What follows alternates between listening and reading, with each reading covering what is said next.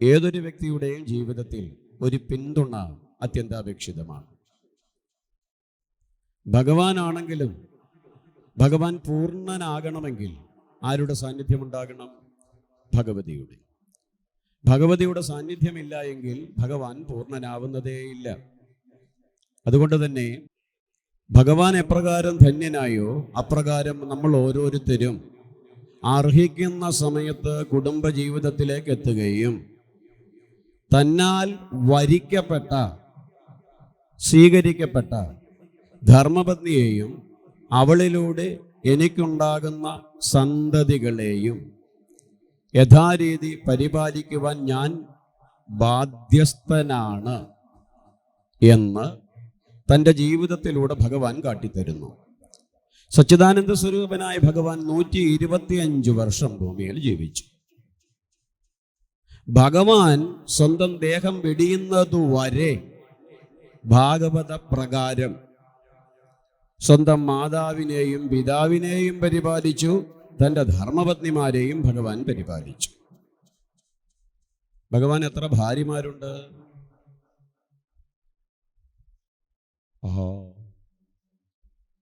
എത്ര സപ്താഹം ശ്രമിക്കുന്നു. ആത്മാർത്ഥതയോടുകൂടി ഒരു പ്രാവശ്യമെങ്കിലും സപ്താഹം ശ്രമിച്ചിരുന്നുവെങ്കിൽ അറിയാൻ കഴിയാത്തവരാരുമല്ല ഇവിടെ ഇരിക്കുന്നത്. പക്ഷേ പറഞ്ഞാൽ അബദ്ധമാകുമോ എന്ന ഒരു ദുശ്ചിന്ത ഉള്ളത് കൊണ്ട് നാവിൽ നിന്ന് അങ്ങോട്ട് കൊഴിഞ്ഞു വീഴാൻ പ്രയാസം. പറയേണ്ട കാര്യങ്ങൾ പറയേണ്ട സമയത്ത് തന്നെ പറയാത്തതിൻ്റെ തിക്തഫലമാണ് ഈ കാണുന്നതല്ല. അമ്മ പറയാൻ പഠിച്ചാൽ യാതൊരു സംശയമില്ല, മക്കളും പറയാൻ പഠിക്കും. അമ്മ പറയാൻ മടിച്ചാൽ മക്കളും മടിക്കും. അച്ഛനും അമ്മയുമാണ് കുട്ടികളുടെ സർവകലാശാലകൾ. നാട്ടുകാരെ കുറ്റപ്പെടുത്തിയിട്ട് കാര്യമില്ല. സന്തതി അങ്ങനെ ചെയ്യുന്നു, ഇങ്ങനെ ചെയ്യുന്നു. 24 മണിക്കൂറുള്ളതിൽ ഏറ്റവും കൂടുതൽ നേരം കുട്ടികൾ ചെലവഴിക്കുന്നത് മാതാവിനോടും പിതാവിനോടും ഒപ്പമാണ്. അതുകൊണ്ട് തന്നെ കുട്ടികളുടെ സ്വഭാവ രൂപീകരണത്തിൽ നിർണായകമായി സ്വാധീനം ചെലുത്താൻ കഴിയുന്നവരാണ് മാതാവും പിതാവും. കുട്ടികൾ വഴിപിഴച്ചതിന് പോയതിനു ശേഷം അവരെ പറ്റി ചിന്തിച്ചിട്ടോ പരിതപിച്ചിട്ടോ കുറ്റപ്പെടുത്തിയിട്ടോ ഉപേക്ഷിച്ചിട്ടോ കാര്യമില്ല, മറിച്ച് അവരെ പരിപാലിക്കേണ്ടതായ സമയത്തിലും സന്ദർഭത്തിലും അവർക്ക് ദിവ്യമായ അറിവ് പകർന്നു കൊടുക്കേണ്ട സാഹചര്യത്തിലും അത് പകർന്നു കൊടുക്കുവാൻ നമ്മൾ മടി കാണിച്ചതിനാലോ സ്വയം വിസ്മരിച്ചതിനാലോ ആകാം കുട്ടികൾ ദിശാബോധമില്ലാത്തവരായി മാറിയത്. ഇവിടെ ഭഗവാൻ മാതൃക കാട്ടിത്തരികയാണ് നമ്മൾക്ക്. ഭഗവാന് ധർമ്മപത്നിമാർ 8 പേരുള്ളതായി പറയുന്നു. ഓരോ ധർമ്മപത്നിയിലും 10 സന്തതികൾ. മൊത്തത്തിൽ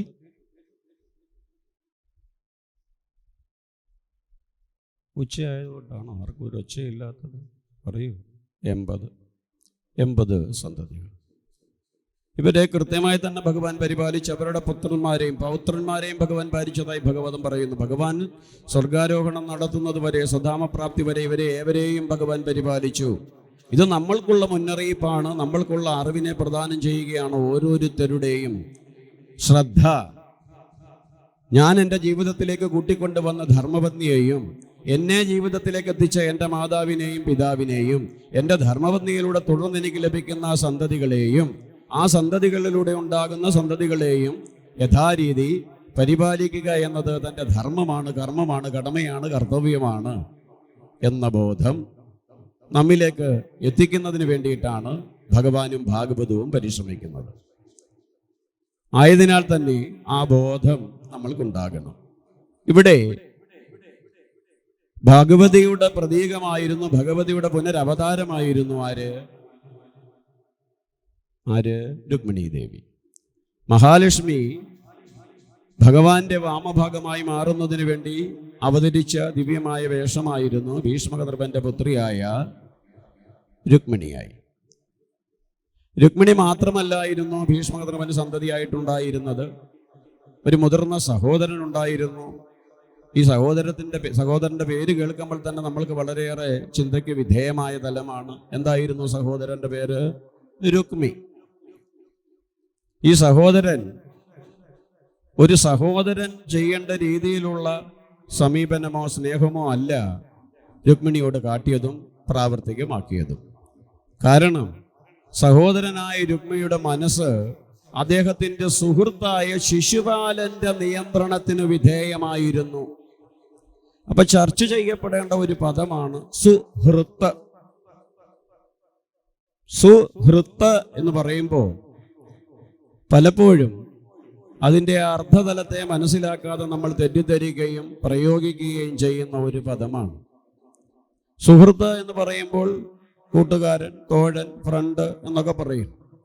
ഇന്ന് പുതുതലമുറയിലെ ഏകദേശം 80% വ്യക്തിത്വങ്ങൾക്കും തീരുമാനമെടുക്കുവാനുള്ള വിധി നിശ്ചയിക്കുന്നത് സുഹൃത്തുക്കളാണ്. സുഹൃത്തുക്കൾ പറയുന്നതാണ് ന്യായം, അവർ പറയുന്നത് ചെയ്യുക എന്നതാണ് ഏറ്റവും ഉത്തമമെന്ന് പുതുതലമുറയിലെ ഭൂരിഭാഗവും ചിന്തിക്കുന്നു. അങ്ങനെ ചിന്തിക്കുന്നത് കൊണ്ട് തെറ്റൊന്നുമില്ല. ഉപദേശിച്ചത് ആരായിരിക്കണം? സുഹൃത്തായിരിക്കണം. അപ്പൊ എന്താ വാക്കിന്റെ അർത്ഥം? ഹൃദയത്തിന്റെ ബന്ധു. ശരീരത്തിന്റെ അല്ല, സ്വത്തിന്റെ അല്ല, സമ്പത്തിന്റെ അല്ല, മറ്റൊന്നിൻ്റെയും അല്ല, ഹൃദയത്തിന്റെ ബന്ധു. സ്നേഹം അല്ലെങ്കിൽ പ്രേമം, ഈ രണ്ട് പദങ്ങളും വളരെയേറെ തെറ്റിദ്ധരിച്ച് നമ്മൾ പ്രയോഗിക്കുന്ന പദങ്ങളാണ്. പ്രേമം എന്നത് ശരീരത്തോട് തോന്നുന്ന മമതയല്ല, മറിച്ച് ഹൃദയത്തോട് തോന്നുന്ന സ്നേഹമാണ്, തലമാണ് പ്രേമം. അത് അൺകണ്ടീഷണലാണ്, ഒന്നും പ്രതീക്ഷിക്കാത്തതാണ്. ഇന്ന് പ്രകടമാകുന്ന പല പ്രേമങ്ങളും സ്നേഹങ്ങളും എന്തൊക്കെയോ പ്രതീക്ഷിച്ച് കാട്ടിക്കൂട്ടുന്ന ചടങ്ങുകളായി അധപ്പതിച്ചിരിക്കുന്നു. ഒരുപക്ഷെ സൗന്ദര്യത്തിൻ്റെ തലത്തിൽ നിന്നാകാം, അല്ലെങ്കിൽ ഇതര ലൗകിക ഭോഗാസക്തികൾക്ക് വേണ്ടിയിട്ടുള്ളതാകാം. മനസ്സിനോട് ഇഷ്ടപ്പെടുന്നതും മനസ്സുമായി കാക്ഷിക്കുന്നതുമായ തലം വളരെ വിരളമാണ്. ഒരാൾ മറ്റൊരാളോട് പരിപൂർണമായ പ്രേമമുള്ളവനായിരുന്നു എങ്കിൽ അത് ശരീരബദ്ധമല്ല. ഇനിയും ഒരാൾക്ക് തനിക്കൊരാളോട് സ്നേഹമുണ്ട്, പക്ഷെ ആ വ്യക്തിക്ക് തന്നോട് സ്നേഹമില്ല എന്നും ആ വ്യക്തി പറഞ്ഞാൽ പിന്നെന്ത് ചെയ്യരുത്? നിർബന്ധിക്കുവാൻ പാടില്ല. കാരണം നിർബന്ധിച്ച് നേടേണ്ടതല്ല സ്നേഹം. അടുത്ത കാലത്ത് തന്നെ നമ്മൾ കണ്ടു, തൻ്റെ പ്രേമാഭ്യർത്ഥന നിരസിച്ച ഒറ്റ കാരണത്താൽ നടു റോഡിൽ വെച്ച് തന്നെ ഒരു യുവാവ് ഒരു പെൺകുട്ടിയെ കത്തിക്കിരയാക്കി. അങ്ങനെ നേടേണ്ടതാണോ സ്നേഹം? അല്ല. മനസ്സറിഞ്ഞു കൊടുക്കേണ്ട സമർപ്പണമാണ് സ്നേഹം. ഹൃദയങ്ങൾ തമ്മിൽ ഉണ്ടാകേണ്ടതാണ് സ്നേഹം. അത് ശരീരബദ്ധമല്ല. അവിടെ സൗന്ദര്യത്തിനൊന്നും ഒരു പ്രസക്തിയില്ല. പരമമായ പ്രേമത്തിന് ഹൃദയങ്ങൾ തമ്മിലുള്ള സംവാദമാണ്. ആ തലമാണ് ഭഗവാനും രുക്മിണിയും ഭാഗവതത്തിലൂടെ നമ്മൾക്ക് കാട്ടിത്തരുന്നത്. രാജകുമാരിയായിരുന്നിട്ടും യാദവകുലജാതനായ കൃഷ്ണന്റെ മഹിമകളും ദിവ്യമായ ജനസേവനങ്ങളും, ജനാർദ്ദനൻ കൃഷ്ണന്റെ ഒരു നാമമായിരുന്നു. എന്താ ജനാർദ്ദനൻ എന്ന പേരിന്റെ അർത്ഥം? ആവശ്യമില്ലാത്ത ചോദ്യങ്ങളൊന്നും ഞങ്ങളോട് ചോദിക്കരുത് എന്ന് മനസ്സുകൊണ്ടെങ്കിലും അഭിപ്രായം പറയുന്നവരാണ് നമ്മളിൽ ഭൂരിഭാഗവും. ചുരുങ്ങിയ ആ ഒരു പദത്തിൻ്റെ അർത്ഥമെങ്കിലും നമ്മൾക്കറിയില്ലെങ്കിൽ ഭഗവാനെ നമ്മൾ എത്രത്തോളം അറിയാൻ ശ്രമിച്ചു എന്നുള്ളതാണ് ചിന്തനീയം. ജനങ്ങളിൽ ആർദ്രതയുള്ളവനാരോ അവൻ. കരുണ, പ്രേമം, സ്നേഹം തന്നെ ലക്ഷ്യമാക്കിയെത്തുന്ന ഓരോ വ്യക്തിയോടും ബ്രാഹ്മണനെന്നോ വൈശ്യനെന്നോ ക്ഷത്രിയനെന്നോ ഉള്ള വേർതിരിവില്ലാതെ, ടാറ്റയെന്നോ അംബാനിയെന്നോ അദാനിയെന്നോ റോഡിലൂടെ നടക്കുന്ന ഏഴയെന്നോ ഉള്ള വ്യത്യാസമില്ലാതെ, കറുത്തവൻ വെളുത്തവൻ, വണ്ണമുള്ളവൻ വണ്ണം കുറഞ്ഞവൻ, നീളം കൂടിയവൻ നീളം കുറഞ്ഞവൻ എന്നുള്ള വ്യത്യാസമില്ലാതെ ഭഗവാന്റെ മുമ്പിൽ ഏവരും ഭക്തർ മാത്രമാണ്. തന്നെ ആശ്രയിച്ചെത്തുന്നവരെ മുഴുവൻ ഭക്തനെന്ന് കണ്ടുകൊണ്ട് ഇരു കൈയും നീട്ടി സ്വീകരിക്കുന്ന ചൈതന്യത്തിൻ്റെ നാമധേയമാണ് ജനാർദ്ദനൻ. അങ്ങനെയുള്ള ജനാർദ്ദനന്റെ മഹിമയറിഞ്ഞപ്പോൾ തന്നെ പോലും മറന്നുകൊണ്ട് സാധുക്കളെ പരിപാലിക്കുവാനുള്ള ഭഗവാന്റെ ഹൃദയ വിശാലത മനസ്സിലാക്കിയപ്പോൾ മുതൽ താൻ ആരുടെയെങ്കിലും ധർമ്മപത്നിയാകുന്നുവെങ്കിൽ അത് ഈ മാധവന്റെ ധർമ്മപത്നി മാത്രമായി മാറുകയുള്ളൂ. തൻ്റെ കഴുത്തിൽ ആരെങ്കിലും ഒരാൾ താലി ചാർത്തിയാൽ അത് മാധവന്റെ കരങ്ങളാലാകണം, അല്ലാതെ മറ്റാരുടെയും മുമ്പിൽ തൻ്റെ കഴുത്തിനെ നീട്ടുകയില്ല എന്ന ദൃഢമായ വിശ്വാസത്തോടും ന്യായമായ വിശ്വാസത്തോടും. അത് പ്രത്യേകം ശ്രദ്ധിക്കണമേ. എനിക്ക് ഒരാളോടൊരു സ്നേഹമുണ്ടാകുമ്പോൾ ഞാൻ എൻ്റെ ഒരു ആഗ്രഹം പറയുമ്പോൾ അത് കേൾക്കുന്ന ഇതര വ്യക്തികൾക്കും ആ ആഗ്രഹം ന്യായമാണ് എന്ന്, നീതിക്ക് നിരക്കുന്നതാണ് എന്ന് തോന്നണം. അപ്പോൾ വിമർശനങ്ങൾ ഉണ്ടാകുന്ന തുലം തുച്ഛമായിരിക്കും, കാര്യങ്ങൾ വേഗത്തിൽ പൂർത്തീകരിക്കാൻ കഴിയും. ഇവിടെ ആ തലമായിരുന്നു ദേവകി ദേവി, രുക്മിണി ദേവിയുടെ. അതുകൊണ്ട് തന്നെ തനിക്ക് ഓർമ്മയായ കാലം മുതൽ മനസ്സിൽ കരുതിയത് ശ്രീകൃഷ്ണന്റെ പത്നിയായി മാറുക എന്നതായിരുന്നു. അതിനായി വ്രതങ്ങളും അനേകം കർമ്മങ്ങളും അമ്മ നടത്തി. ഭാഗവതം തന്നെ പറയുന്നു, തൻ്റെ ആഗ്രഹം നേടുന്നതിന് വേണ്ടി, ഭഗവാനെ പതിയായി കിട്ടുന്നതിന് വേണ്ടി അഷ്ടൈശ്വര്യത്തിൻ്റെയും പ്രതീകമായ മഹാലക്ഷ്മി നിരന്തരം തൻ്റെ കൊട്ടാരത്തിനരികിലുള്ള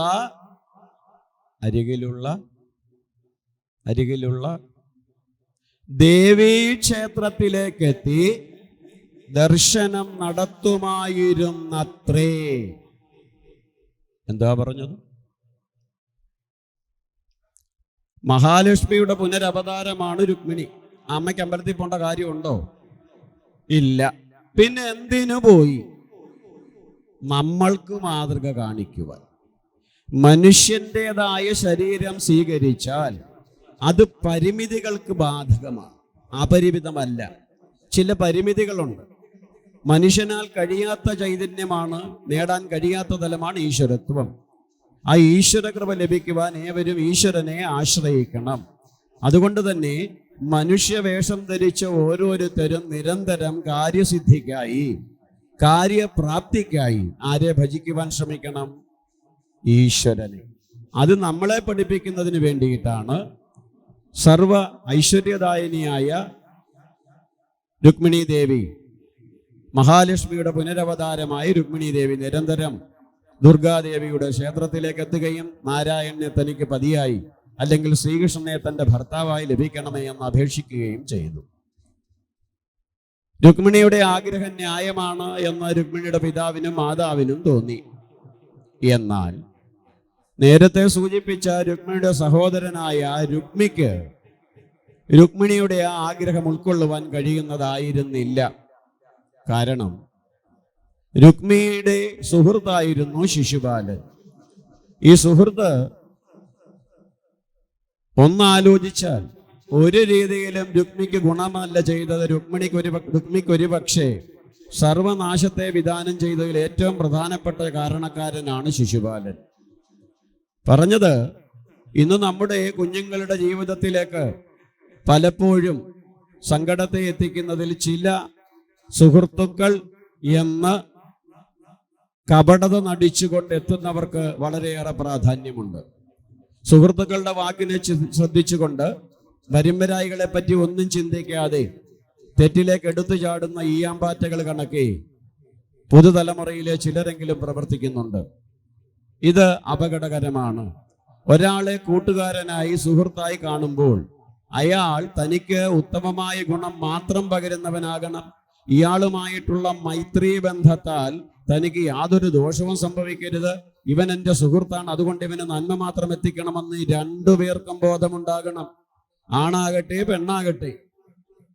ഞാൻ ഒരാളുടെ സുഹൃത്താണെങ്കിൽ ആ സുഹൃത്തിന്റെ സർവ്വവിധമായ ഐശ്വര്യവുമായിരിക്കണം എൻ്റെ ലക്ഷ്യം. അവരെന്നെ പറ്റി എന്ത് ചിന്തിക്കുന്നു എന്നത് എനിക്ക് ബാധകമല്ല. മറിച്ച് അവരെ, എന്നെ വിശ്വസിച്ച് അവരെ ഉത്തമമായ തലത്തിലേക്ക് എത്തിക്കുക എന്നതെൻ്റെ ധർമ്മമാണ്. അവരുടെ കുറവുകളെ അവരെ ബോധ്യപ്പെടുത്തി അവരുടെ കഴിവുകളെ പരിപോഷിപ്പിക്കുമ്പോഴാണ് ഞാൻ സുഹൃത്താവുന്നത് എന്ന ബോധ്യമുണ്ടാകണം. അതുകൊണ്ട് തന്നെ നിങ്ങൾ നിങ്ങളുടെ കുട്ടികളെ സ്കൂളിലേക്കും കോളേജുകളിലേക്കും പറഞ്ഞു വിടുമ്പോൾ ആദ്യമേ പറഞ്ഞു കൊടുക്കേണ്ടത് അതാണ്. സുഹൃത്തായി ഒരാളെ തിരഞ്ഞെടുക്കുന്നതിന് മുമ്പ് ആ സുഹൃത്ത് ആ പദവിക്ക് യോഗ്യനാണോ എന്ന് സ്വയം ഉറപ്പുവരുത്തണം. പിന്നീട് ദുഃഖിക്കേണ്ടി വരില്ല. ആദ്യമാകുമ്പോൾ അത് വളരെ എളുപ്പമാണ്. ഒരാളെ ഇഷ്ടപ്പെട്ടതിന് ശേഷം വെറുക്കുക എന്നത് പറയുന്ന അല്പം ബുദ്ധിമുട്ടുള്ള കാര്യമാണ്. അല്ലെങ്കിൽ അതുപോലത്തുള്ള സങ്കടം സാഹചര്യം ഉണ്ടാകണം. മറിച്ച് ഒരാളെ മിത്രമായി കരുതുന്നതിന് മുമ്പ് തന്നെ ഒന്ന് ഫിൽട്ടർ ചെയ്താൽ, ശുദ്ധീകരിച്ചാൽ, ഒന്ന് ശ്രദ്ധിച്ചാൽ, അയാളിൽ ഏതെങ്കിലും രീതിയിലുള്ള കുറവുകളുണ്ടെങ്കിൽ, സങ്കടങ്ങളുണ്ടെങ്കിൽ അത് പരിഹരിക്കുവാൻ നമ്മൾക്ക് കഴിയും, അല്ലെങ്കിൽ അദ്ദേഹത്തെ അകറ്റി നിർത്താൻ കഴിയും. ഇന്നത് കഴിയുന്നില്ല, തന്മൂലമാണ് നടക്കുന്നത്. എന്ന് മാത്രമല്ല, സമൂഹത്തിൽ തെറ്റായ ധാരണ പോലും വളരുന്നു. മ്യൂച്വൽ അണ്ടർസ്റ്റാൻഡിൽ കുടുംബം നടത്താമെന്ന ധാരണ പോലും വരുന്നു. ഒരു നിമിഷം ഒരു യുവതി യുവാവുമായി ഒരുമിച്ച് ചേർന്ന് ജീവിച്ചോട്ടെ, കുഴപ്പമൊന്നുമില്ല. പക്ഷെ പിന്നീട് പരസ്പരം പടവിട്ട് കഴിയുമ്പോഴേക്കും അതിന്റെ തിക്തഫലം അനുഭവിക്കേണ്ട അനന്തര തലമുറ എന്തു ചെയ്യും? ആരിതിന്റെ ഉത്തരവാദിത്വം ഏറ്റെടുക്കും? അപ്രകാരം നഷ്ടപ്പെടുത്തേണ്ടതാണോ സ്നേഹം? അല്ല. ഇത് പലപ്പോഴും ശരീരബദ്ധമാണ്, അല്ലെങ്കിൽ സാമ്പത്തിക ബദ്ധമാണ്. അതാണ് പിന്നീട് വിദ്വേഷം. ഇന്നത്തെ സ്നേഹം വിദ്വേഷമായി മാറുന്നത് ശരിയായ പ്രേമമല്ലാത്തതിനാൽ. അതുകൊണ്ട് തന്നെ ഭഗവാൻ തൻ്റെ കഥയിലൂടെ, അല്ലെങ്കിൽ രുക്മിണി ദേവി ഭാഗവതത്തിലൂടെ നമ്മൾക്ക് കാട്ടിത്തരുന്ന അതാണ്. ശിശുപാലൻ തൻ്റെ സുഹൃത്തായ രുക്മിണിയോട് പറയുന്നു, നിന്റെ സഹോദരിയെ എനിക്ക് വിവാഹം കഴിച്ചു തരണം. ശിശുപാലന്റെ ആഗ്രഹം കേട്ടപ്പോ വളരെ സന്തോഷത്തോടു കൂടി രുക്മിണി അതിനെ സ്വീകരിച്ചു. തീർച്ചയായും എൻ്റെ സഹോദരിയെ ഞാൻ നിനക്ക് വിവാഹം കഴിച്ച് തരും. ശരിക്കും ഒരു സഹോദരൻ അങ്ങനെ പറയാനുള്ള ധാർമ്മികമായ അധികാരമുണ്ടോ?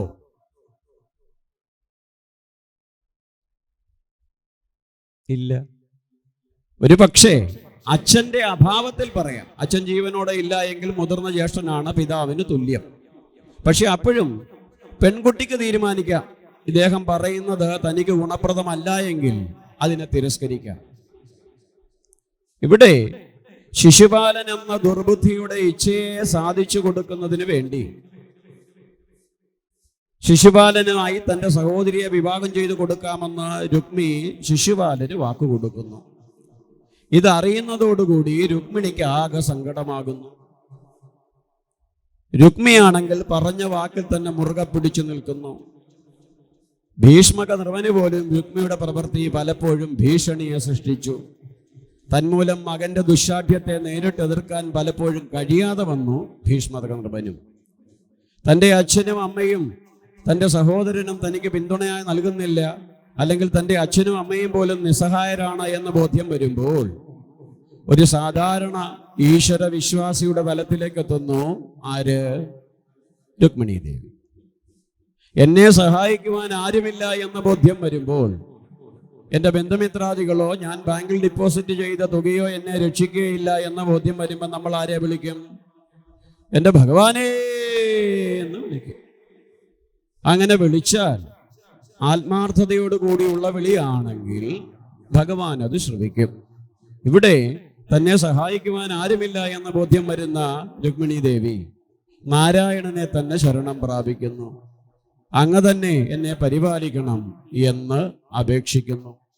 അപ്രകാരമുള്ള രുക്മിണിയുടെ പ്രാർത്ഥനയുടെ പരിണിത ഫലമായിട്ടാണ്, സമർപ്പണത്തിൻ്റെ പരിണിത ഫലമായിട്ടാണ് ഭഗവാൻ തന്നെ തൻ്റെ അർദ്ധാംഗനയായി, ജീവിത സഖിയായി, ധർമ്മപത്നിയായി ആരെ സ്വീകരിക്കുന്നത്? രുക്മിണി. ഭഗവാൻ ഭഗവാന്റെ ഇച്ഛപ്രകാരം തൻ്റെ ജീവിതത്തിലേക്ക് കൂട്ടിക്കൊണ്ടു വന്നവൾ ആരാണ്? രുക്മിണി ദേവിയാണ്. കാരണം സ്വയംവര മണ്ഡപത്തിലേക്ക് എത്തിയ രുക്മിണി ദേവിയെ ഭഗവാൻ അവിടെ നിന്ന് തൻ്റെ തേരിലേക്ക് ഏറ്റിക്കൊണ്ടു പോവുകയായിരുന്നു. അപ്പൊ ഈ സ്വയംവരം എന്ന് പറഞ്ഞാൽ എന്താണ്? ഭാഗ്യവശാലോ നിർഭാഗ്യവശാലോ നമുക്കാർക്കും അത് കാണാനോ ആ തലത്തിലേക്ക് എത്താനോ കഴിഞ്ഞില്ല. സുഹൃത ക്ഷയമെന്നോ എന്ത് വേണമെങ്കിലും പറയാം. പക്ഷെ സുഹൃത ആയാലും ദുഷ്കൃതമാണെങ്കിലും ആ ചടങ്ങിനെ ഒന്ന് അറിഞ്ഞിരിക്കുന്നത് നല്ലതാണ്. എന്താ പറഞ്ഞത്? സ്വയംവരം. എന്താ സ്വയംവരം? സ്വയം വരിക്കുക, സ്വീകരിക്കുക. ആരെ? തൻ്റെ ജീവിത വിധാതാവിനെ, അല്ലെങ്കിൽ പതിയെ, അല്ലെങ്കിൽ പത്നിയെ. ഇവിടെ തൻ്റെ പെൺകുട്ടിക്ക് വിവാഹപ്രായമായി എന്ന ബോധ്യം വരുമ്പോൾ പിതാവ് പൗരാവലിയെ അറിയിക്കുന്നു, തൻ്റെ പുത്രിക്ക് വിവാഹപ്രായമായിരിക്കുന്നു, അവൾക്ക് വിവാഹം നടത്തി കൊടുക്കുവാൻ തീരുമാനിച്ചിരിക്കുന്നു. അതുകൊണ്ട് ഇത്രാം തീയതി ഇത്ര മണിക്ക് ഇന്ന സ്ഥലത്ത് വെച്ച് സ്വയംവരം നടത്തുവാൻ തീരുമാനിച്ചിരിക്കുന്നു. സ്വയംവരത്തിൽ പങ്കുകൊള്ളാൻ ആഗ്രഹിക്കുന്നവരേവരും സ്വയംവര മണ്ഡപത്തിലേക്ക് എത്തണം. പെൺകുട്ടി ഇഷ്ടപ്പെട്ട ഏതൊരാളെയാണോ വരിക്കുന്നത് അവളെ ഏവരും അംഗീകരിച്ചുകൊണ്ട് ബാക്കിയുള്ളവർ ശാന്തമനസ്കരായി മടങ്ങണം. ഇനിയും പെൺകുട്ടിക്ക് ആ വിവാഹ സ്വയംവരത്തിലേക്ക് എത്തി ആരെയും ഇഷ്ടപ്പെട്ടില്ല എങ്കിൽ അവളെ നിർബന്ധിക്കുവാൻ പാടില്ല. ആരെ തന്റെ പതിയാക്കി മാറ്റണം എന്ന അന്തിമമായ തീരുമാനമെടുക്കാനുള്ള അധികാരം ആർക്കാണ്? പെൺകുട്ടിക്കാണ്. ഇത്രയേറെ വിശാലമായ സംസ്കാരമുണ്ടായിരുന്ന സനാതന സംസ്കാരത്തിലാണ് ചില സാഹിത്യ കുതുകികൾ അല്ലെങ്കിൽ യുക്തിവാദികൾ പറഞ്ഞു ഫലിപ്പിക്കുന്നത് സ്ത്രീകൾക്ക് യാതൊരു സ്വാതന്ത്ര്യം കൊടുക്കാത്ത മതമായിരുന്നു സനാതന സംസ്കാരം. നോക്കൂ, ഭാരതത്തിലെ കൃതികളെ പോലും അമ്മ എന്ന സ്ഥാനം നൽകി ആദരിക്കുവാൻ പഠിപ്പിച്ച സംസ്കാരമായിരുന്നു ആരുടേത്? നമ്മളുടെ. ഏതൊരു കുട്ടിയും അമ്മ അച്ഛൻ എന്ന് പറഞ്ഞു കഴിഞ്ഞിട്ട് അമ്മയെന്ന് ആദ്യം പറയാൻ പറയുന്നേ. അമ്മ എന്ന് പറഞ്ഞ സ്ത്രീയാണോ പുരുഷനാണോ? ഏതൊരു കുട്ടിയും ആദ്യം പറയാൻ വേദങ്ങളും ഉപനിഷത്തുക്കളും പുരാണങ്ങളും എല്ലാം പറയുന്നത് എന്താണ്? മാതാ, പിതാ, ഗുരു, ദൈവം. എന്നാ പിന്നെ പിതാവെന്ന് ആദ്യം പറഞ്ഞാൽ പോരായിരുന്നു? നീ നമ്മുടെ സാഹിത്യശാഖകളെ ഭാഗവത്ഗീതയൊക്കെ എന്തായിട്ടാണ് കാണുന്നത്? ദേവിയായിട്ടാണ് കാണുന്നത്. സർവജ്ഞാനദേവിയായ സരസ്വതിയുടെ പ്രതീകങ്ങളായിട്ടാണ് നമ്മുടെ ഗ്രന്ഥങ്ങളെ കാണുന്നത്. ഈ ഗ്രന്ഥങ്ങളിലെല്ലാം എന്താണ് അടങ്ങിയിരിക്കുന്നത്? ജ്ഞാനം. ജ്ഞാനത്തിന് കൊടുത്തിരിക്കുന്നത് ആരെയാണ്? ഹെഡ് ഓഫ് ദ ജ്ഞാനമായി കൽപ്പിച്ചിരിക്കുന്നത് സരസ്വതി. എന്തുകൊണ്ട് വിഷ്ണുവിനെ ആക്കിയില്ല? അപ്പോൾ അത്രയേറെ ഹൃദയ വിശാലത്വം ഉണ്ടായിരുന്ന സംസ്കാരമാണ് നമ്മുടേത്. സ്ത്രീകളെ ആദരിക്കുവാനും ബഹുമാനിക്കുവാനും പഠിപ്പിച്ചവരായിരുന്നു നമ്മുടെ പൂർവികർ. അതുകൊണ്ട് തന്നെയാകാം സ്വയംവരം എന്ന ചടങ്ങുകളെ അവർ പ്രാവർത്തികമാക്കാൻ ശ്രമിച്ചത്. തൻ്റെ ജീവിതത്തിലേക്ക് ആര് പതിയായി എത്തണം? കാരണം ഇത് കേവലം 3 മണിക്കൂർ കൊണ്ടോ 3 മിനിറ്റ് കൊണ്ടോ നടത്തപ്പെടുന്ന ഒരു ചടങ്ങല്ല. ജീവിതത്തിന്റെ അവസാനം വരെ നടക്കേണ്ട യാത്രയ്ക്കുള്ള കാരണമാണ്. അവിടെ അസ്വാരസ്യങ്ങൾ ഉണ്ടാകാൻ പാടില്ല, പിണക്കങ്ങൾ ഉണ്ടാകാൻ പാടില്ല. ഏകീഭാവത്തിൽ ഐക്യമത്യത്തോടു കൂടി ജീവിക്കേണ്ടതാണ് ജീവിതയാത്ര. അതുകൊണ്ട് തന്നെ ഉറപ്പുവരുത്തണം, തൻ്റെ ജീവിതാവസാനം വരെ തനിക്ക് അർഹമായ പരിഗണന നൽകുന്നവളാണോ പതി, ഈ പതി തൻ്റെ പതിയാകാൻ യോഗ്യനാണോ എന്ന് ഉറപ്പുവരുത്താനുള്ള പരമമായ അധികാരം ലഭിച്ചവളായിരുന്നു ഭാരതത്തിലെ ഒട്ടുമിക്ക രാജകുമാരിമാരും അല്ലെങ്കിൽ കുമാരിമാരും, പുരാണത്തിലെ ഒട്ടുമിക്ക കഥാപാത്രങ്ങളും. അപ്പോ സ്വയംവരത്തിന്റെ പ്രാധാന്യമാണ്. ഇനിയും സ്വയംവരത്തിലേക്ക് എത്തുമ്പോൾ വധു വിവാഹ മണ്ഡപത്തിലേക്ക് എത്തും. സ്വയംവര മണ്ഡപത്തിലേക്ക് എത്തിയ രാജാക്കന്മാരോ രാജകുമാരന്മാരോ തങ്ങൾക്കായി ഒരുക്കിയിട്ടുള്ള പീഠങ്ങളിൽ അങ്ങനെ ഇരിക്കും. അവരുടെ അരികിലേക്ക് 8 തോഴികളുടെ അകമ്പടിയോടുകൂടി വധുവിനെ ആനയിക്കും. അഷ്ടലക്ഷ്മിയുടെ പ്രതീകമാണ് 8 തോഴിമാർ. ഇത് കേവലം തോഴിമാരുടെ മാത്രം പ്രതീകമല്ല. 8 തോഴിമാരുടെ ഒപ്പം മുഖം തട്ടം കൊണ്ട് മറച്ച്, സാരിത്തലപ്പ് കൊണ്ട്, പുടവത്തലപ്പ് കൊണ്ട് മറച്ചുകൊണ്ടായിരിക്കും വധു സ്വയംവര മണ്ഡപത്തിലേക്ക് രംഗപ്രവേശനം ചെയ്യുന്നത്. സ്വയംവര മണ്ഡപത്തിലേക്ക് രംഗപ്രവേശനം ചെയ്യുന്ന വധുവിനെ ഓരോ രാജകുമാരന്മാരുടെയും അല്ലെങ്കിൽ രാജാക്കന്മാരുടെയും വരനാകാൻ ആഗ്രഹിക്കുന്നവരുടെയും പീഠത്തിനരികിലേക്ക് തോഴിമാരെത്തിക്കും. തുടർന്ന് ആ പീഠത്തിലിരിക്കുന്ന വ്യക്തിയെ പറ്റിയുള്ള ഫുൾ ഡീറ്റെയിൽസ് പറഞ്ഞു കൊടുക്കും. ഒരു യുവതി പറയും, ഇത് ഇന്ന രാജ്യത്തിലെ ഇന്ന ആളുടെ മകൻ, അമ്മ ഇന്നാള്, മകൾ ഇന്നാള്, അച്ഛൻ ഇന്നാള് എന്ന് പറയും. മറ്റൊരാൾ ഈ യുവാവിൻ്റെ കഴിവിനെ പറ്റി, ഇദ്ദേഹം എത്രത്തോളം മിടുക്കനാണ്, വീരശൂര പരാക്രമിയാണോ, ഏതൊക്കെ തലത്തെ കരഗതമാക്കിയവനാണ്, മഹാരഥനാണോ, ശുദ്ധ വിശാരദനാണോ, ധാർമ്മിക തൽപരനാണോ എന്നുള്ള കാര്യങ്ങൾ പറഞ്ഞു കൊടുക്കും. ഒരാൾ അദ്ദേഹത്തിന്റെ സൗന്ദര്യത്തെ പറ്റിയുള്ള കുറേ കാര്യങ്ങൾ പറഞ്ഞു കൊടുക്കും. മറ്റൊരാൾ ഈ യുവാവിനുള്ള ദുസ്വഭാവത്തെ പറ്റിയുള്ള മുന്നറിയിപ്പ് കൊടുക്കും. ഈ യുവാവിനുള്ള ന്യൂനതയെ പറ്റിയുള്ള മുന്നറിയിപ്പ് കൊടുക്കും. ഇങ്ങനെ 8 തോഴിമാരും തങ്ങളുടെ കടമ നിർവഹിക്കുന്നതോടുകൂടി തൻ്റെ മുമ്പിലിരിക്കുന്ന യുവാവിൻ്റെ ഏകദേശം 90% ഡീറ്റെയിൽസ് ആർക്ക് കിട്ടും?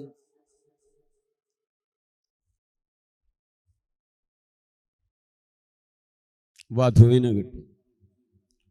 ഈ തോഴിമാർ പറഞ്ഞതെല്ലാം തനിക്ക് ബോധ്യമുണ്ടപ്പെട്ടാൽ,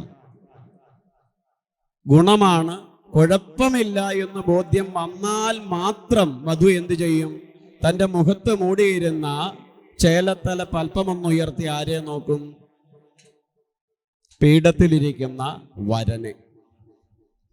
പീഠത്തിലിരിക്കുന്ന വരനെ നോക്കി ഇഷ്ടപ്പെട്ടില്ല എങ്കിൽ മുന്നോട്ട് നടക്കും, അടുത്ത ആളുടെ അരികിലേക്ക് കൊണ്ടുപോകും തോഴിമാർ.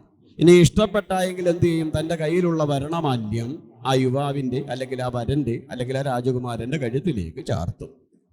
ഇങ്ങനെ ഓരോ രാജകുമാരന്മാരുടെ അരികിലേക്കും എത്തും, ഇഷ്ടപ്പെടുന്നത് വരെ, മാല്യം ചാർത്തുന്നത് വരെ. ഇനി അവിടെ എത്തിയിരിക്കുന്ന ആരെയും ഇഷ്ടപ്പെട്ടില്ല എങ്കിൽ വധു മടങ്ങിപ്പോകും. വന്നവരെല്ലാം തിരികെ പോകണം. അവിടെ കിടന്ന് ബഹളം വെച്ചത് കൊണ്ടോ പണിമുടക്ക് നടത്തിയത് കൊണ്ടോ ഹർത്താൽ നടത്തിയത് കൊണ്ടോ ഒരു കാര്യവുമില്ല. അതാണ് വിധി. ഇങ്ങനെയുള്ള ക്രമീകരണമായിരുന്നു രുക്മിണീ ദേവിയുടെ സ്വയംവരത്തിനും പിതാവായ ഭീഷ്മകർണൻ ക്രമീകരിച്ചിരുന്നത്. ദാ മുഹൂർത്തമാകുന്നു. വധുവിനെയും കൂട്ടിക്കൊണ്ട് 8 തോഴിമാർ അല്ലെങ്കിൽ 8 തോഴിമാരുടെ അകമ്പടിയോടുകൂടി രുക്മിണീ ദേവി സ്വയംവര മണ്ഡപത്തിലേക്ക് എത്തുന്നു. കയ്യിൽ മാല എടുത്തപ്പോഴേ രുക്മിണി ദേവി അകത്തളത്തിലിരുന്ന് പ്രാർത്ഥിച്ചു, ഭഗവാനെ, ഒരുത്തന്റെ മുമ്പിൽ പോലും എന്നെ നീ എന്ത് ചെയ്യരുത്,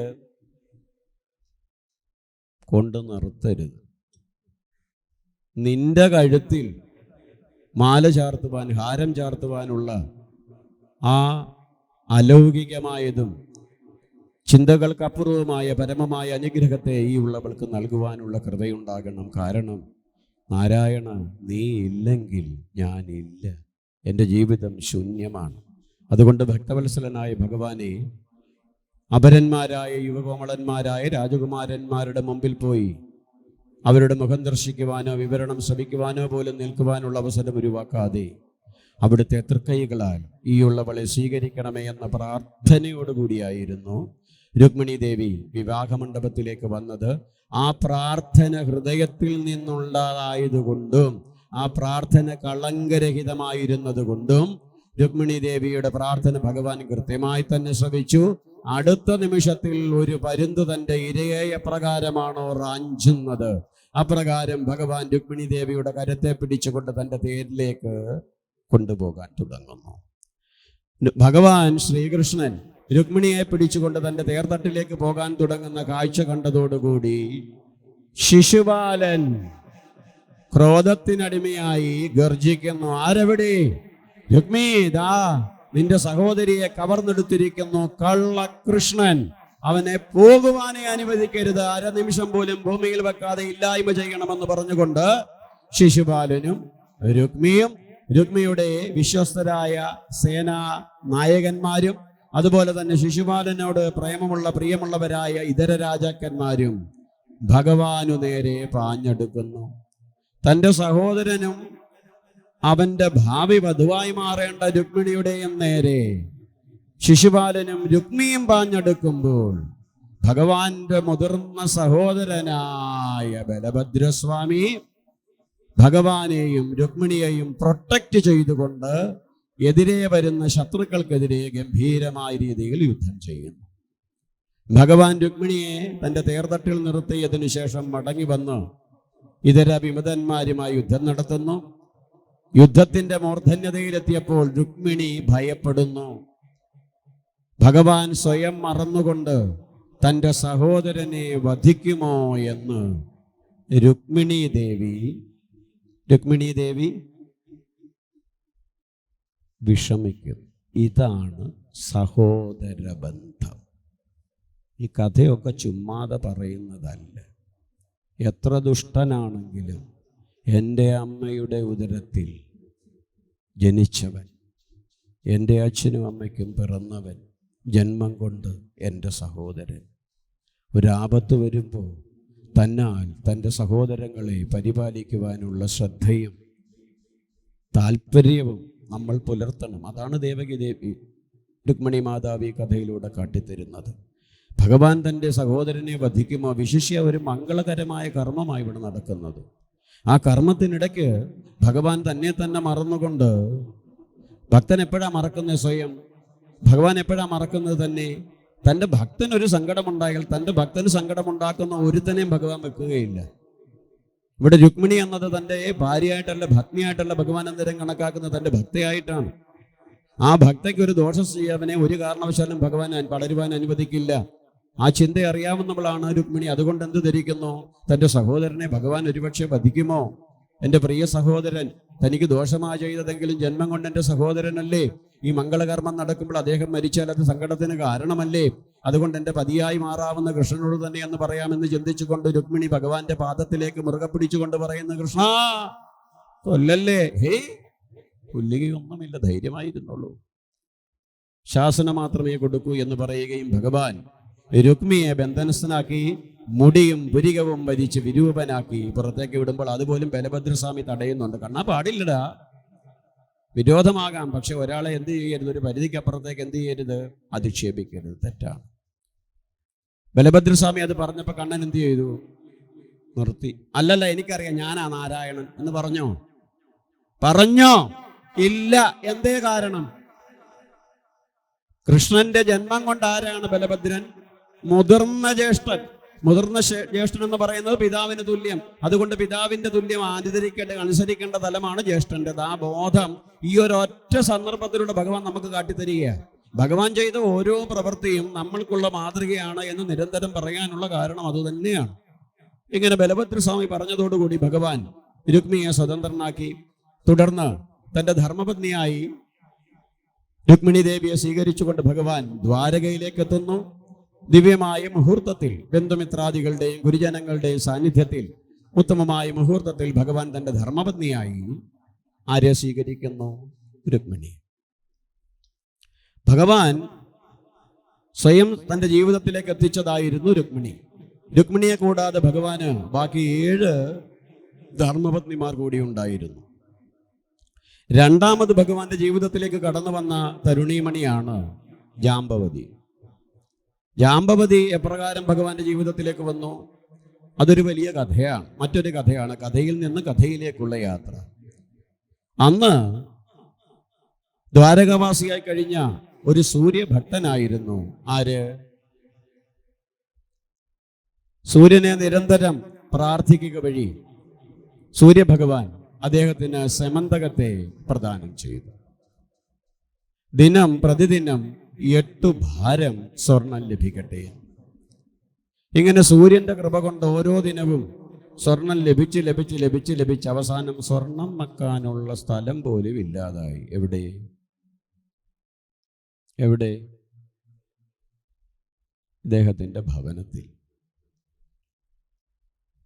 അളവറ്റ സ്വത്തും കുമിഞ്ഞുകൂടി എന്ന വിവരം അറിയുമ്പോൾ നാട്ടിലെ പൗരാവലികൾ ഭഗവാന്റെ ശ്രദ്ധയിലേക്ക് ഈ വാർത്തയെ എത്തിക്കുന്നു. സത്രാജ്യത്തിന് സൂര്യൻ കനിഞ്ഞു നൽകിയ വരം മൂലം, സമന്തകമണിയുടെ ഫലപ്രാപ്തി മൂലം പ്രതിദിനം 8 ഭാരം സ്വർണം കിട്ടുന്നു. ഇപ്പോൾ സത്രാജ്യത്തിൻ്റെ വീട്ടിൽ മതില് പോലും എന്തുകൊണ്ടായി മാറിയിരിക്കുന്നു? സ്വർണ്ണക്കട്ടികൾ കൊണ്ടായിരിക്കുന്നു. ഇത് വെറുതെ ആദ്യമൊക്കെ 1 കിലോ സ്വർണം കിട്ടിയാൽ നമുക്ക് വലിയ സന്തോഷമായിരിക്കും. പിന്നെ ദിവസവും കിട്ടിക്കഴിയുമ്പോൾ ഇതിൻ്റെ വില തന്നെ എന്തായിത്തീരും? ഇല്ലാതാകും. ആദ്യം കിട്ടുന്നതൊക്കെ വീട്ടിൽ വെച്ച് മൂട്ടും. പിന്നെ വീട്ടിലിരിക്കുന്ന അലമാരിക്ക് അളവ് പറ്റാതെ വരുമ്പോൾ പിന്നെ പുറത്തേക്ക് മാറ്റും. പിന്നെ ക്രമാനുഗതമായി പുറത്തേക്ക് അങ്ങനെ പറമ്പ് മുഴുവൻ സ്വർണ്ണമായി എന്ന് ധരിച്ചു കൊള്ളുക.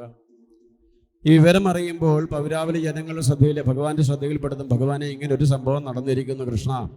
ആ വാർത്ത ശ്രവിച്ചപ്പോൾ ഭഗവാൻ എന്ത് തോന്നി? സത്രായത്തിന് 10 അല്ല 100 ജന്മം കഴിക്കേണ്ട സ്വർണങ്ങൾ ഇതിനകം തന്നെ ലഭിച്ചു. ഇനിയും കിട്ടുന്നത് ഈ നാട്ടിലെ ജനങ്ങൾക്കാകട്ടെ, നാട്ടിൽ അനാഥരായ ബുദ്ധിമുട്ടുന്ന ധാരാളം പൗരാവലികളുണ്ട്, അവശരായ. അവരുടെ സങ്കടത്തിന് പരിഹാരമായി ഇതിനെ മാറ്റാമെന്ന ചിന്തയോടുകൂടി ഭഗവാൻ നേരിട്ട് സത്രാജിത്തിന്റെ ഭവനത്തിലേക്ക് എത്തി. സത്രാജിത്തിനോട് ഭഗവാൻ പറഞ്ഞു, ഹേ സൂര്യഭക്ത, സൂര്യനോടുള്ള അചഞ്ചലമായ ഭക്തി നിമിത്തം സൂര്യഭഗവാൻ അങ്ങേക്ക് കനിഞ്ഞു നൽകിയ സമന്തകമണി മൂലം അങ്ങേക്ക് അളവറ്റ സ്വത്ത് ലഭിച്ചിരിക്കുന്നു. ഇപ്പൊ ഇത് തന്നെ അങ്ങേക്ക് സൂക്ഷിക്കാൻ പറ്റാത്ത രീതിയിൽ മാറിയിരിക്കുന്നു. അതുകൊണ്ട് അങ്ങ് എന്ത് ചെയ്യണം? ഈ സമന്തകമണി എനിക്ക് തരൂ. എനിക്ക് തന്നാൽ ദ്വാരകാധിപതിയായ രാജാവായ ഞാൻ ഇത് സാധാരണക്കാരായ ജനങ്ങൾക്ക് പ്രയോജനപ്പെടുത്തത്തക്ക രീതിയിലേക്ക് മാറ്റാം. ഇപ്പൊ ഇത് അങ്ങയുടെ കുടുംബത്തിന് മാത്രമേ ഉള്ളൂ ഗുണം. എനിക്ക് തന്നാലോ? രാജാവിന് കൊടുത്താൽ എന്തായിരിക്കും ഗുണം? രാജാവ് ശുദ്ധനാണ്. ഇപ്പോഴത്തെ രാജാക്കന്മാരുടെ കാര്യമല്ല പറയുന്നത്. കിട്ടുന്നത് മുഴുവൻ ജനങ്ങളുടെ സ്വത്താണ്, സമ്പത്താണ് എന്ന് ധാരണയുള്ളവരായിരുന്നു പൂർവികന്മാർ. അതുകൊണ്ട് തന്നെയാണ് പറഞ്ഞത്, ഇതെനിക്ക് തന്നാൽ പൊതുജനങ്ങൾക്കുള്ള പൗരാവലിക്കുള്ള ഗുണമായി അതിനെ മാറ്റാം. എനിക്ക് തരണമെന്ന് പറഞ്ഞപ്പോൾ സത്രാജിത്ത് എന്ത് പറഞ്ഞു? ഞാൻ കഷ്ടപ്പെട്ട് സൂര്യനെ തപം ചെയ്തു നേടിയത് നാട്ടുകാർക്ക് കഴിക്കുവാൻ വേണ്ടിയിട്ടല്ല, പിന്നെയോ എനിക്കും എൻ്റെ സന്തതി പരമ്പരകൾക്കും വേണ്ടിയിട്ടാണ്. അതുകൊണ്ട് തരില്ല, ആഗ്രഹത്തെ ഇപ്പം തന്നെ അങ്ങ് വാങ്ങി വെച്ചേരേ എന്ന് പറഞ്ഞു. ഓ, ഞാൻ വന്നെന്നോ അങ്ങയോട് ചോദിച്ചെന്നോ പോലും ധരിക്കണ്ട, തെറ്റ് സംഭവിച്ചു, ക്ഷമിക്കുക എന്ന് പറഞ്ഞുകൊണ്ട് ഭഗവാൻ അവിടെ നിന്ന് മടങ്ങി. നിർബന്ധിച്ചു ഒന്നുമില്ല. ഭഗവാൻ വേണമെങ്കിൽ ബലപ്രയോഗത്തിലൂടെ കവർന്നെടുക്കാമായിരുന്നു, ചെയ്തില്ല. ഭഗവാൻ മടങ്ങിപ്പോയിരുന്നു. അങ്ങനെ ഇരിക്കെ കുറേ ദിനം കഴിഞ്ഞപ്പോൾ സത്രാജിത്ത് ദേവാലയങ്ങൾ സന്ദർശിക്കുവാൻ വേണ്ടി വിദൂരദേശങ്ങളിലേക്ക് പോയി. പോകുമ്പോൾ ദിവ്യമായ സമന്തകമെടുത്ത് പൂജാമുറിയിൽ വെച്ചതിന് ശേഷമാണ് പോയത്. സത്രാജിത്ത് പോയി കഴിഞ്ഞപ്പോൾ സത്രാജിത്തിന്റെ ഇളയ സഹോദരനായ പ്രസേനൻ ഈ സമന്തകം കാണുന്നു. കൊള്ളാമല്ലോ, ഈ സംഭവം കൊള്ളാം എന്ന് ചിന്തിച്ചുകൊണ്ട് ഇതൊരു മാലയുടെ രൂപത്തിലാക്കുകയും അത് തൻ്റെ കഴുത്തിൽ ധരിക്കുകയും ചെയ്യുന്നു. കഴുത്തിൽ ധരിച്ചിട്ടും തീരുന്നില്ല കാര്യങ്ങൾ. ഇത് നാട്ടുകാരെ ഒന്ന് കാണിക്കണമല്ലോ. വിനാശകാലേ, പൂർവികർ പറഞ്ഞിട്ടുണ്ട്. അങ്ങനെ പ്രസേനൻ ഈ സമന്തകം കഴുത്തിലിട്ട് കുതിരപ്പുറത്തേറി നഗരത്തിലൂടെ സഞ്ചരിക്കുന്നു. പ്രസേനൻ ഈ സമന്തകം ധരിച്ചുകൊണ്ട് നഗരത്തിലൂടെ സഞ്ചരിക്കുമ്പോൾ സൂര്യൻ ഭൂമിയിലേക്ക് ഇറങ്ങി വന്നോ എന്ന് ജനങ്ങൾ സംശയിക്കുന്നു. കാരണം സൂര്യൻ കൊടുത്തതിനാൽ സമന്തകത്തിന് പറഞ്ഞറിയിക്കുവാൻ കഴിയാത്ത പ്രഭയുണ്ടായിരുന്നു, പ്രകാശമുണ്ടായിരുന്നു. സൂര്യൻ ഭൂമിയിലേക്ക് ഇറങ്ങി വന്നോ എന്ന് ചിന്തിച്ചുകൊണ്ട് പൗരാവലി മുഴുവൻ കൺപൊത്തുന്നു. അത്രയേറെ ദീപ്തമായിരുന്നു പ്രസേനന്റെ കഴുത്തിലുള്ള സമന്തകമണിയുടെ പ്രഭ. ഇത് ജനങ്ങളെ ഭയചകിതരാക്കി, മൃഗങ്ങളെ ഭയചകിതരാക്കി. എന്നിട്ടും തന്നെ ഏവരും ശ്രദ്ധിക്കുന്നു, ഭയത്തോടുകൂടി വീക്ഷിക്കുന്നു എന്ന് കണ്ടതോടുകൂടി ഇയാൾ വീണ്ടും വീണ്ടും എന്തു ചെയ്യുന്നു? സ്വയം അഭിമാനം നടിച്ചുകൊണ്ട് ഈ പ്രവൃത്തി ചെയ്യുന്നു. നമ്മുടെ നാട്ടിലും അങ്ങനെ ഉണ്ട് ചിലർ. അച്ഛനും അമ്മയോടും പറഞ്ഞു വഴക്കിട്ട് പിടിച്ചു പറിച്ച് നിർബന്ധിച്ച്, ഇല്ലേ ഞാൻ കെട്ടിത്തൂങ്ങും, ആത്മഹത്യ ചെയ്യുമെന്ന് പറഞ്ഞുകൊണ്ട് 3 ലക്ഷവും 4 ലക്ഷം രൂപയുള്ള ചില ഇരുചക്രവാഹനങ്ങൾ വേണമെന്ന് പറഞ്ഞ് വാശി പിടിക്കും. കുട്ടികളുടെ പ്രാണന്റെ ഭയത്തെ ഓർത്ത് മാതാപിതാക്കൾ സ്വന്തം ഭവനം പോലും പണയം വെച്ച് വാങ്ങിക്കൊടുത്തവരെ എനിക്കറിയാം. പിന്നീട് മെഡിക്കൽ കോളേജിന്റെ ഓർത്തോ വിഭാഗത്തിൽ നിന്ന് നെഞ്ചത്തടിച്ച് നിലവിളിക്കുന്ന കാഴ്ചയും കാണേണ്ടി വന്നിട്ടുണ്ട്. വീടും ഇതര വിഭവങ്ങളും പണയപ്പെടുത്തി 3 ലക്ഷമോ അതിനുമപ്പുറം തുകയുള്ള ഇരുചക്രവാഹനങ്ങൾ വാങ്ങിക്കൊടുക്കും മാതാപിതാക്കൾ ചില യുവാക്കന്മാർക്ക്. യുവാവെന്നും പറയാൻ പറ്റില്ല, ഒരുപക്ഷെ 18 വയസ്സ് പോലും പൂർത്തീകരിക്കാത്തവരാണ് ഈ വാഹനത്തിലേറി സഞ്ചരിക്കുമ്പോൾ ഈ റോഡ് തങ്ങൾക്ക് വേണ്ടി മാത്രമുള്ളതാണ്, എതിരെ വരുന്നവരൊന്നും ബാധകമല്ല, തങ്ങളെ കണ്ടാൽ ഏവരും ഒഴിഞ്ഞു മാറണമെന്ന ചിന്തയോടുകൂടി തന്നെ മറന്ന്, ഒരു നിമിഷത്തെ അശ്രദ്ധയുണ്ടെങ്കിൽ എൻ്റെ പ്രാണൻ മുഴുവൻ പോകും, അതിലൂടെ നഷ്ടം സംഭവിക്കുന്നത് എനിക്കാണ് എന്ന ബോധം പോലുമില്ലാതെ പോകുവാൻ കഴിയുന്നതിനും അപ്പുറം വേഗത്തിൽ തന്നെ മറന്നുകൊണ്ട് യാത്ര ചെയ്യുകയും തുടർന്ന് സങ്കടത്തിന്റെ പടുകുഴിയിലേക്ക് വീഴുന്ന അനേകം വ്യക്തികളെ നിങ്ങൾക്ക് കാണാം. ഏത് ആശുപത്രിയിലും നിങ്ങൾ പൊക്കോളൂ, ആലപ്പുഴ മെഡിക്കൽ കോളേജ് മുതലായ മെഡിക്കൽ കോളേജുകളിൽ പോയാൽ അവിടെ ഓർത്തോ വിഭാഗത്തിൽ എത്തുന്നതിൽ 60% ചെറുപ്പക്കാരാണ് ആക്സിഡന്റായി എത്തുന്നത്. ഈ ആക്സിഡന്റായി എത്തുന്നതിൽ ഏകദേശം 80% മരണത്തിലേക്ക് എത്തപ്പെടുന്നു, അല്ലെങ്കിൽ മരണം വരെ തളർന്നു കിടക്കേണ്ട സങ്കടകരമായ തലത്തിലേക്ക് എത്തുന്നു. ഒരു നിമിഷത്തെ അഹന്ത. വാഹനം വാങ്ങിക്കോളൂ, ഉപയോഗിച്ചോളൂ, കുഴപ്പമില്ല. പക്ഷെ അതിൻ്റെ പരിമിതികളെയും പരിധികളെയും 4 ഇഞ്ച് മാത്രം വീതിയുള്ള ഈ ടയറിലാണ് എൻ്റെ ജീവൻ നിൽക്കുന്നത്. അതുകൊണ്ട് അത് ശ്രദ്ധയുണ്ടാകണം. ആ ശ്രദ്ധ ഒരു നിമിഷം അശ്രദ്ധയിലേക്ക് മാറ്റപ്പെട്ടാൽ എൻ്റെ പ്രാണനാ നഷ്ടപ്പെടുന്നത്. കയ്യോ കാലോ നഷ്ടപ്പെട്ടാൽ എങ്ങനെയുമൊക്കെ ജീവിക്കാം. പ്രാണൻ നഷ്ടപ്പെട്ടാൽ എവിടെയെങ്കിലും മേടിക്കാൻ കിട്ടുമോ? വെപ്പുകാലും വെപ്പ് കൈയും ഗുജറാത്തിലൊക്കെ കിട്ടും. പക്ഷെ പ്രാണൻ ഇന്ന് വരെ വിൽക്കാനായിട്ട് ഒരു മാർക്കറ്റിലും വന്നിട്ടില്ല, വരത്തുമില്ല. കാരണം ഇത് എവിടെ നിന്ന് വരണം? ഈശ്വരനിൽ നിന്ന് വരണം. അതുകൊണ്ട് ബോധമുണ്ടാകണം, വകതിരിവുണ്ടാകണം. ഇവിടെ ആ തലമാണ് പ്രസേനിലൂടെ കാട്ടിത്തരുന്നത്. എന്നിട്ട് നാട്ടുകാരെ മുഴുവൻ കാണിച്ച് പേടിപ്പിച്ചിട്ട് ഇയാൾക്ക് പോരാ. അപ്പൊ ഹരം കൂടി. അപ്പൊ പിന്നെ എന്ത് തോന്നി? ഇനി കാട്ടിലേക്കൊന്ന് പോയാലോ? കാടിനൊരു തലമുണ്ട്. നട്ടുച്ച പോലും കഠിനമായ അന്ധകാരമായിരിക്കും എവിടെയുള്ളത്? വനത്തിൽ. അതിനെ ഡിപ്പെൻഡ് ചെയ്തുകൊണ്ടായിരിക്കും വനത്തിലുള്ള ജീവജാലങ്ങൾ വസിക്കുന്നത്. ആണോ അല്ലയോ? വനത്തിലെ ജീവജാലങ്ങൾക്ക് ആ പ്രകാശവുമായി പൊരുത്തപ്പെട്ടായിരിക്കും, അല്ലെങ്കിൽ അന്ധകാരവുമായി പൊരുത്തപ്പെട്ടായിരിക്കും അവരുടെ ജീവിത രീതി. അവിടേക്ക് സൂര്യനെ പോലെ പ്രഭയോടുകൂടിയ സെമന്തകമണിയും ധരിച്ചുകൊണ്ട് പ്രസേനനെത്തുമ്പോൾ ജീവജാലങ്ങൾ അസ്വസ്ഥരായി. ഇയാള് വനത്തിന്റെ ഉള്ളിലേക്ക് കടന്നതോടുകൂടി ഭ്രാന്തമായ തലത്തിലേക്ക് എത്തുന്നു. തൊട്ട് മുമ്പിലെത്തിയ സിംഹം തന്നെ അലോരസപ്പെടുത്തുന്നു, ശല്യപ്പെടുത്തുന്നു. ഈ പ്രഭ തൻ്റെ പ്രാണന് ഭീതി സൃഷ്ടിക്കുമെന്ന് തോന്നലുണ്ടായ സിംഹം തൻ്റെ കരങ്ങൾ കൊണ്ട് പ്രസേനനെ ഒന്ന് തലോടി. ഒന്നൊന്നര തലോടായതുകൊണ്ട് ആ നിമിഷം തന്നെ ആരുടെ പ്രാണം പോയി? പ്രസേനന്റെ ഉടലിൽ നിന്ന് പുറത്തേക്ക് വീണ സെമന്തകം ഭക്ഷിക്കുവാനുള്ളത് എന്തെങ്കിലും ആണോ എന്ന് കരുതിക്കൊണ്ട് സിംഹം ഇതിനെ കടിച്ചെടുത്തു. മുന്നോട്ട് പോയി. കടിച്ചിട്ടതോടുകൂടി സിംഹത്തിന്റെ വായിൽ നിന്ന് പ്രഭയങ്ങനെ വരാൻ തുടങ്ങി. ഇങ്ങനെ സിംഹം മുന്നോട്ട് പോകുമ്പോൾ എതിരെ ഒരു വാനരൻ വരുന്നു. തിളങ്ങുന്ന വായുള്ള സിംഹത്തെ ഇന്ന് വരെ കണ്ടിട്ടില്ല. ഇതാരാണ്? സാധാരണ സിംഹമാണ് കാഴ്ചയിൽ. പക്ഷെ എന്തായിരിക്കും ഇതിൻ്റെ വായിലുള്ളത്?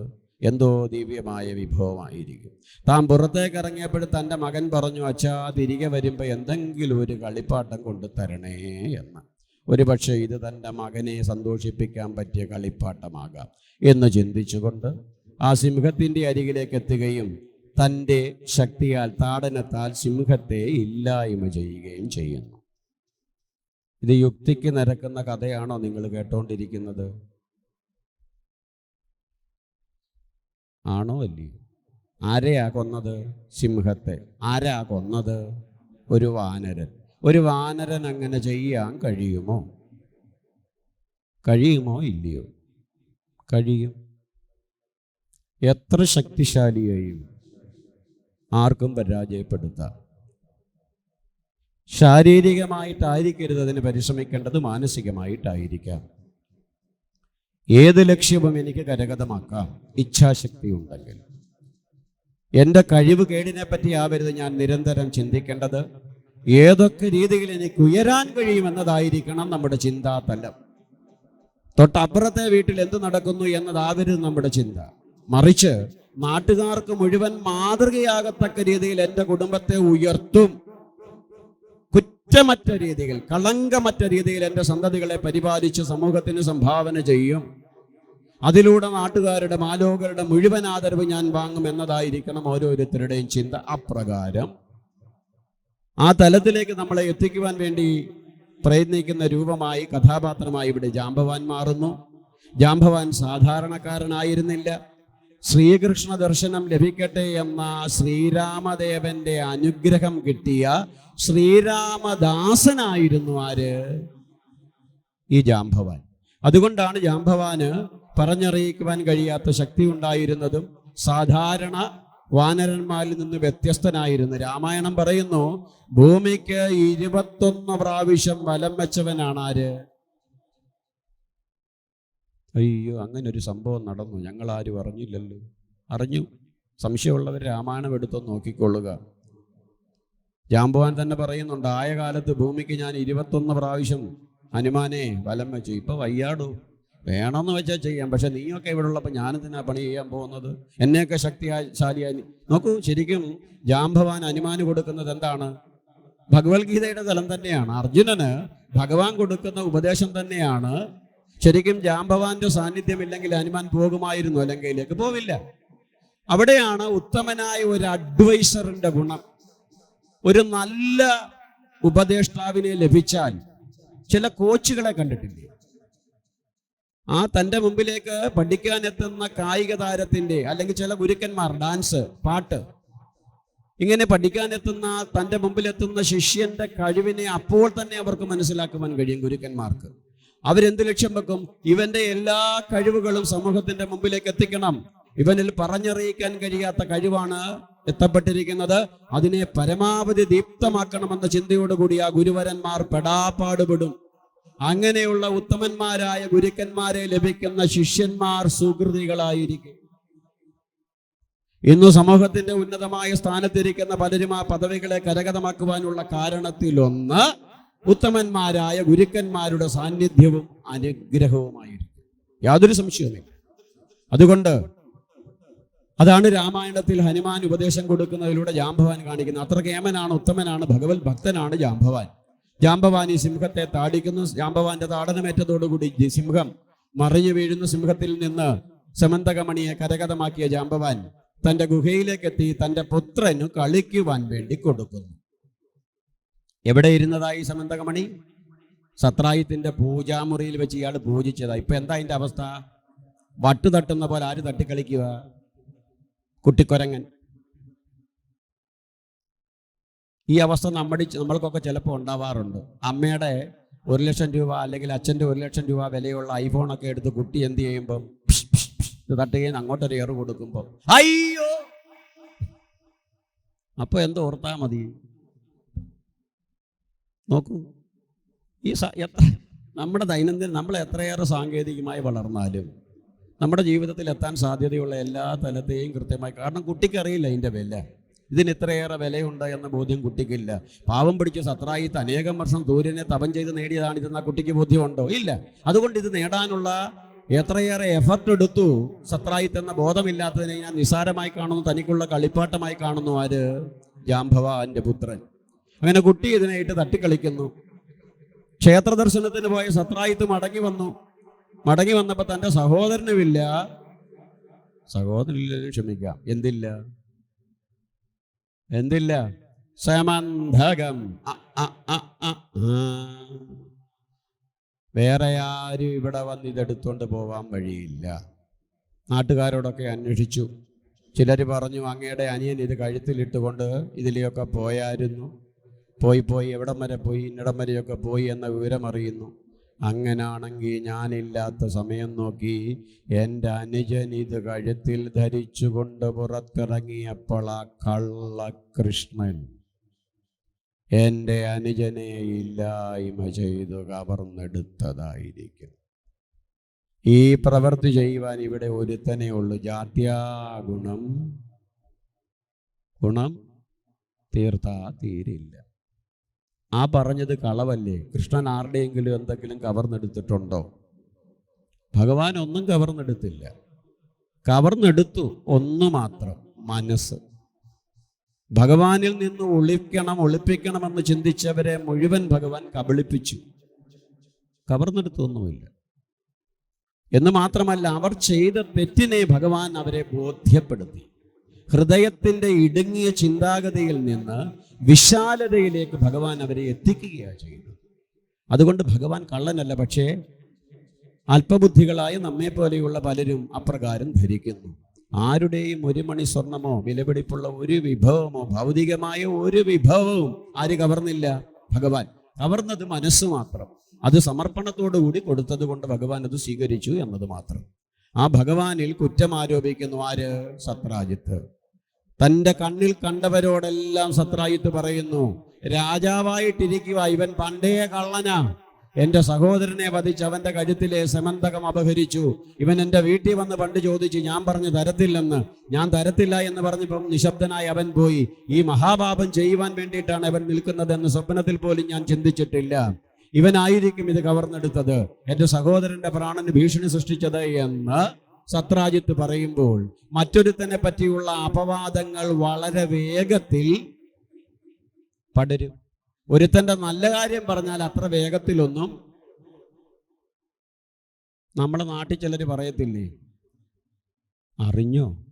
ഇല്ല, എൻ്റെ രമേ, അപ്പുറത്തെ നമ്മുടെ സൗമ്യയുടെ മോക്ക സ്കൂളിലെ ഏറ്റവും കൂടിയ മാർക്ക്. അതിനകത്തിപ്പോൾ ഇത്ര എന്താ കാര്യം? എൻ്റെ കൊച്ച് വേണ്ടാന്ന് വെച്ചിട്ടാ, വലിയ കാര്യമൊന്നുമല്ല. ചിലരാണ് എന്ത് പറയും, സന്തോഷമായി ഇത്ര പാടുപെട്ടിട്ട് അമ്മ വളർത്തുന്നത്, കഷ്ടം, ഭഗവാൻ അനുഗ്രഹിച്ചത് അവർക്ക് അങ്ങനെ തന്നെ കിട്ടണം, നല്ല കാര്യമാണ്, അർഹതയുള്ളവർക്കാണ്, അമ്മയുടെ ബുദ്ധിമുട്ടൊന്ന് മാറട്ടെ. ഓരോരുത്തർ ഓരോ രീതിയിലായിരിക്കും ഈ വാർത്തയെ വിലയിരുത്തുന്നത്. ഇനിയും സമൂഹത്തിൽ ഭൂരിഭാഗവും അല്പമെങ്കിലും മറ്റുള്ളവൻ്റെ കുറവുകളായി കാണാനായിരിക്കും പരിശ്രമിക്കുന്നത്. സ്വാഭാവികമായും ഒരാളെ അപകീർത്തിപ്പെടുത്തുന്ന വാർത്തകൾ വളരെ വേഗത്തിൽ വ്യാപിക്കും. നടക്കാൻ പാടില്ലാത്ത ഒരു സംഭവം അറിഞ്ഞോടി, അല്ലെ അറിഞ്ഞോ? അപ്പൊ കുട്ടാ നീ അറിഞ്ഞോടാ? ഇല്ല ഗോപാലകൃഷ്ണൻ, എന്തായിരുന്നു? അത് നമ്മുടെ ഇന്നടത്തെ രമേശന്റെ മോള്. അയ്യോ ആണോടാ? പിന്നെ ഉടനെ വിളിച്ചു, നീ അറിഞ്ഞോടാ? ഇല്ല. WW ഉടനെ അല്ലെ വാട്സപ്പിൽ ഇടുക, പബ്ലിസിറ്റി കൊടുക്കുകയാണ്. BBC ആയി ഓരോരുത്തരും സ്വയം മാറും. എന്താണ് ഇതിലൂടെ ലക്ഷ്യം വെക്കുന്നത്? യാഥാർത്ഥ്യം അറിയാൻ ശ്രമിക്കാതെ, സത്യാവസ്ഥ അറിയാൻ ശ്രമിക്കാതെ, പാഴായി താൻ പറയുന്ന ഈ ഓരോ വാക്കുകളും അഗ്നിഗുണ്ഡങ്ങളായിട്ടായിരിക്കും ഇതിൻ്റെ കാരണക്കാരിലേക്ക് എത്തുന്നത് എന്ന ബോധ്യം വേണ്ടേ? ഇവരെ സങ്കടപ്പെടുത്തുമ്പോൾ, സമൂഹത്തിന്റെ മുമ്പിൽ നീചസ്ഥാനത്ത് നിർത്തുമ്പോൾ, ഒരാളെ പറ്റി തെറ്റായ ഒരു അധമമായ വാക്ക് പറയുമ്പോൾ അത് നിജമായ കാര്യമാണോ എന്നറിയാതെ പറഞ്ഞു പരത്തുവാൻ നിൽക്കുവാൻ പാടില്ല. ഈശ്വര നിഷിദ്ധമാണ്. തനിക്കുറപ്പില്ലാത്ത ഒരു തെറ്റായ വാർത്തയും ഇന്ന് ഏറ്റവും കൂടുതൽ സമൂഹത്തിൽ നടക്കുന്നതാണ്. ആരെപ്പറ്റിയും എന്തും പറയാം എന്ന ഒരു സാഹചര്യം ഉരുവായിരിക്കുന്നു. ആരെന്തു പറഞ്ഞാലും അത് സത്യമാണ് എന്ന് ചിന്തിക്കുവാനായി തീരുമാനിച്ചിരിക്കുന്ന സമൂഹത്തിന്റെ ഭൂരിഭാഗവും ഇത് അപകടകരമായ തലത്തെയാണ് കാട്ടിത്തരുന്നത്. ഒരു വാർത്തയറിഞ്ഞാൽ അതിൻ്റെ നിജസ്ഥിതി അറിയുവാൻ നമ്മൾ പരിശ്രമിക്കണം. അതിനുശേഷം മാത്രമേ തൻ്റെ അധരത്തിൽ നിന്ന് അത് മറ്റൊരാളിലേക്ക് പാസ് ചെയ്യാവൂ. ഇനിയും അധാർമികമായ വാർത്തയാണെങ്കിൽ പാസ് ചെയ്യാൻ പോലും നിൽക്കരുത്. ഭഗവത്ഗീതയൊക്കെ പറയുന്നു. നമുക്ക് പറ്റിയ കുഴപ്പം ഭഗവത്ഗീത നമ്മൾ പഠിച്ചില്ല. ഒരാളുടെ സ്വഭാവ രൂപീകരണം എപ്രകാരമാകണമെന്ന് ഭഗവാൻ തന്നെ ഉപദേശിച്ചതാണ് ഭഗവത്ഗീത. ആ ഗ്രന്ഥം പഠിക്കാത്തതിൻ്റെ അപചയമാണ് നമ്മുടെ സ്വഭാവം ഇത്രയേറെ മലീമസമാകുവാനുള്ള കാരണം. ഭഗവാൻ തന്നെ കൃത്യമായി പറയുന്നു, പരദൂഷണങ്ങളോ അല്ലെ അപവാദങ്ങളോ പറയുന്നതിന് മുമ്പ് 1000 വട്ടം ചിന്തിക്കണം, ഇത് ശരിയാണോ, സംഭവ്യമാണോ എന്ന്. അത് ഉറപ്പ് വരുത്തിയതിനു ശേഷം മാത്രമേ പറയാവൂ. മറ്റൊരുത്തന്റെ ദുഷ്കീർത്തി പ്രചരിപ്പിക്കുന്നതിനേക്കാൾ ശ്രേഷ്ഠം അയാളുടെ കഴിവിനെ പറ്റി പറയുന്നതായിരിക്കും. അതായിരിക്കും ഭഗവത് സേവ. ഇവിടെ സത്രായിത്ത് പറയുന്ന ഈ അധമ വാക്കുകളെ സമൂഹത്തിന്റെ ഭൂരിഭാഗവും വിശ്വസിക്കുന്നു. സത്രായിത്ത് കാണുന്നവരോടെല്ലാം ഇത് പറയുന്നു, സത്രായിത്ത് പറയുന്ന സത്യമാണ് എന്ന് പൊതുജനങ്ങളിൽ ഭൂരിഭാഗവും ചിന്തിക്കുന്നു. ബലഭദ്രസ്വാമിക്ക് ഒരു സ്വഭാവം ഉണ്ടായിരുന്നു. വല്ലപ്പോഴൊക്കെ വേഷപ്രച്ഛന്നനായി പൊതുജനങ്ങളുടെ ഇടയിലേക്ക് ഇറങ്ങി വരും. തൻ്റെ സഹോദരൻ രാജാവാണ്.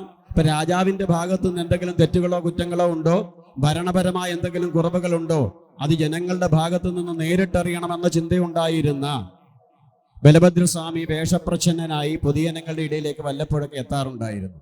അങ്ങനെ ഒരു പ്രാവശ്യം ബലഭദ്രസ്വാമി ജനങ്ങളുടെ ഇടയിലേക്ക് എത്തിയപ്പോൾ ജനങ്ങൾ തമ്മിൽ പറയുന്നു, രാജാവാണെന്നൊക്കെയാ പറയുന്നത്, ജനാർദ്ദനെന്നും കണ്ണനെന്നും ഒക്കെയാ വിളിക്കുന്നത്, പക്ഷെ കയ്യിലിരിപ്പ് മുഴുവൻ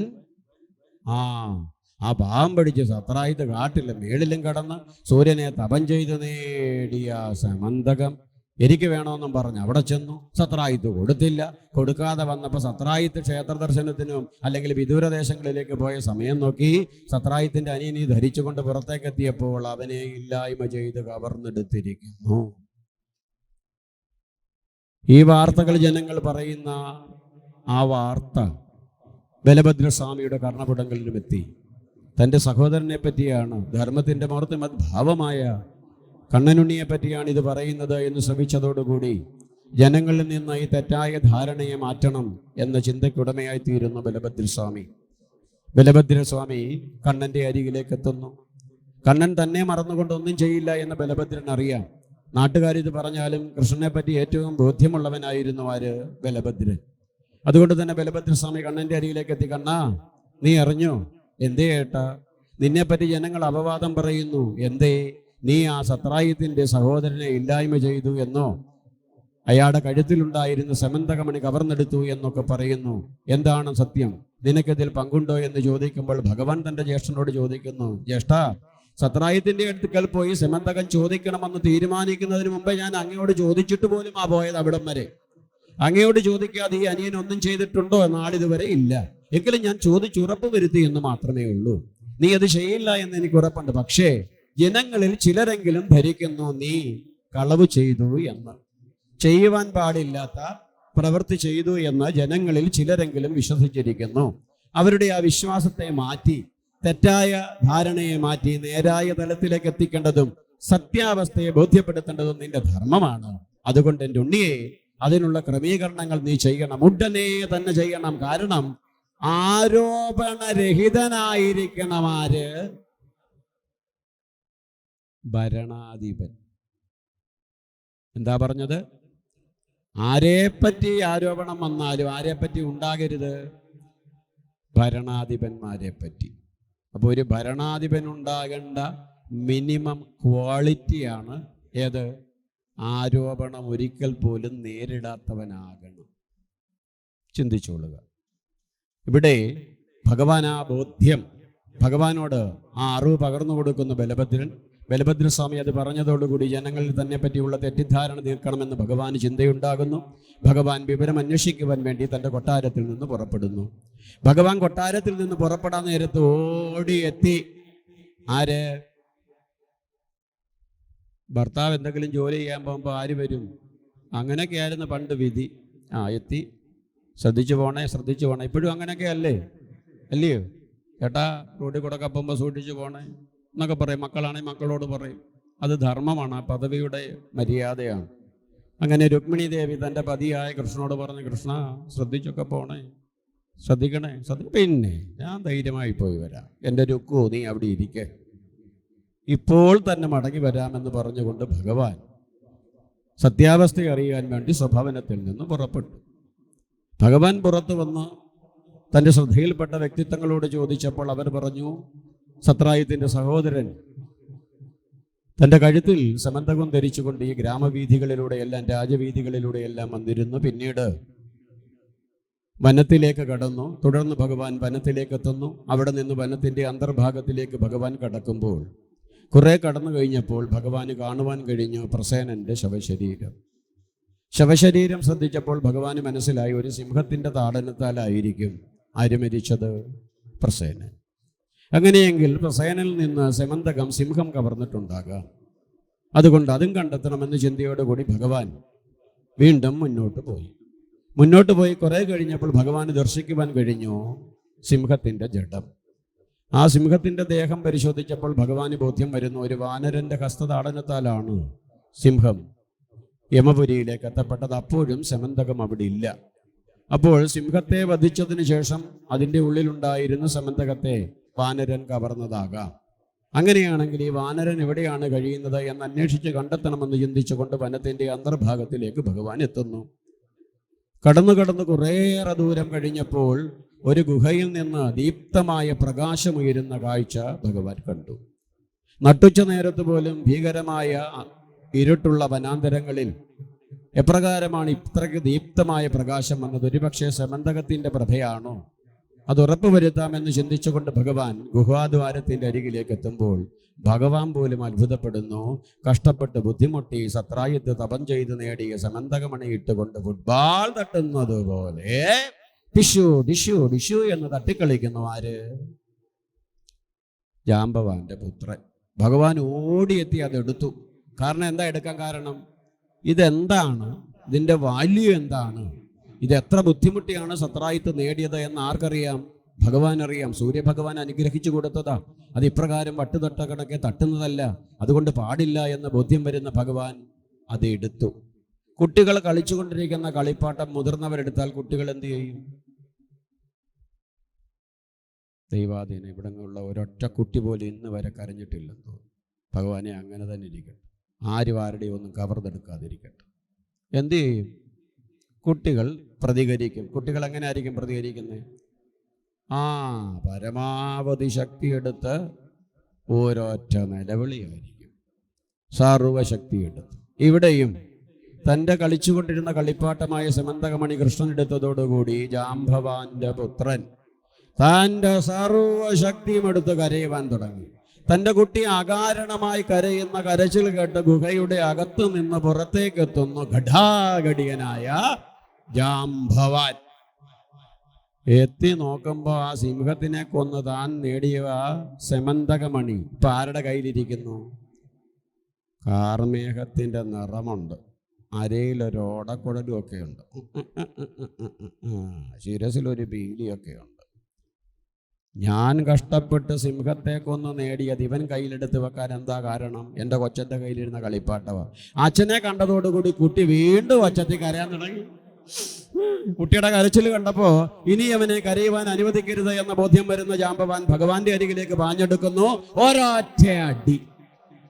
അല്ല, പിന്നെ അടി കൊണ്ട വ്യക്തി മോശക്കാരനല്ലായിരുന്നു, തിരിച്ചും കൊടുത്തു. അങ്ങനെ ഒരടി തുടങ്ങി. 21 ദിവസം കണ്ട് നീണ്ടു നിന്ന്. എന്തൊരടിയായിരിക്കും അത്? അടിയോടടി, വലം തിരിഞ്ഞടി, ഇടം തിരിഞ്ഞടി, അടിയോടടി.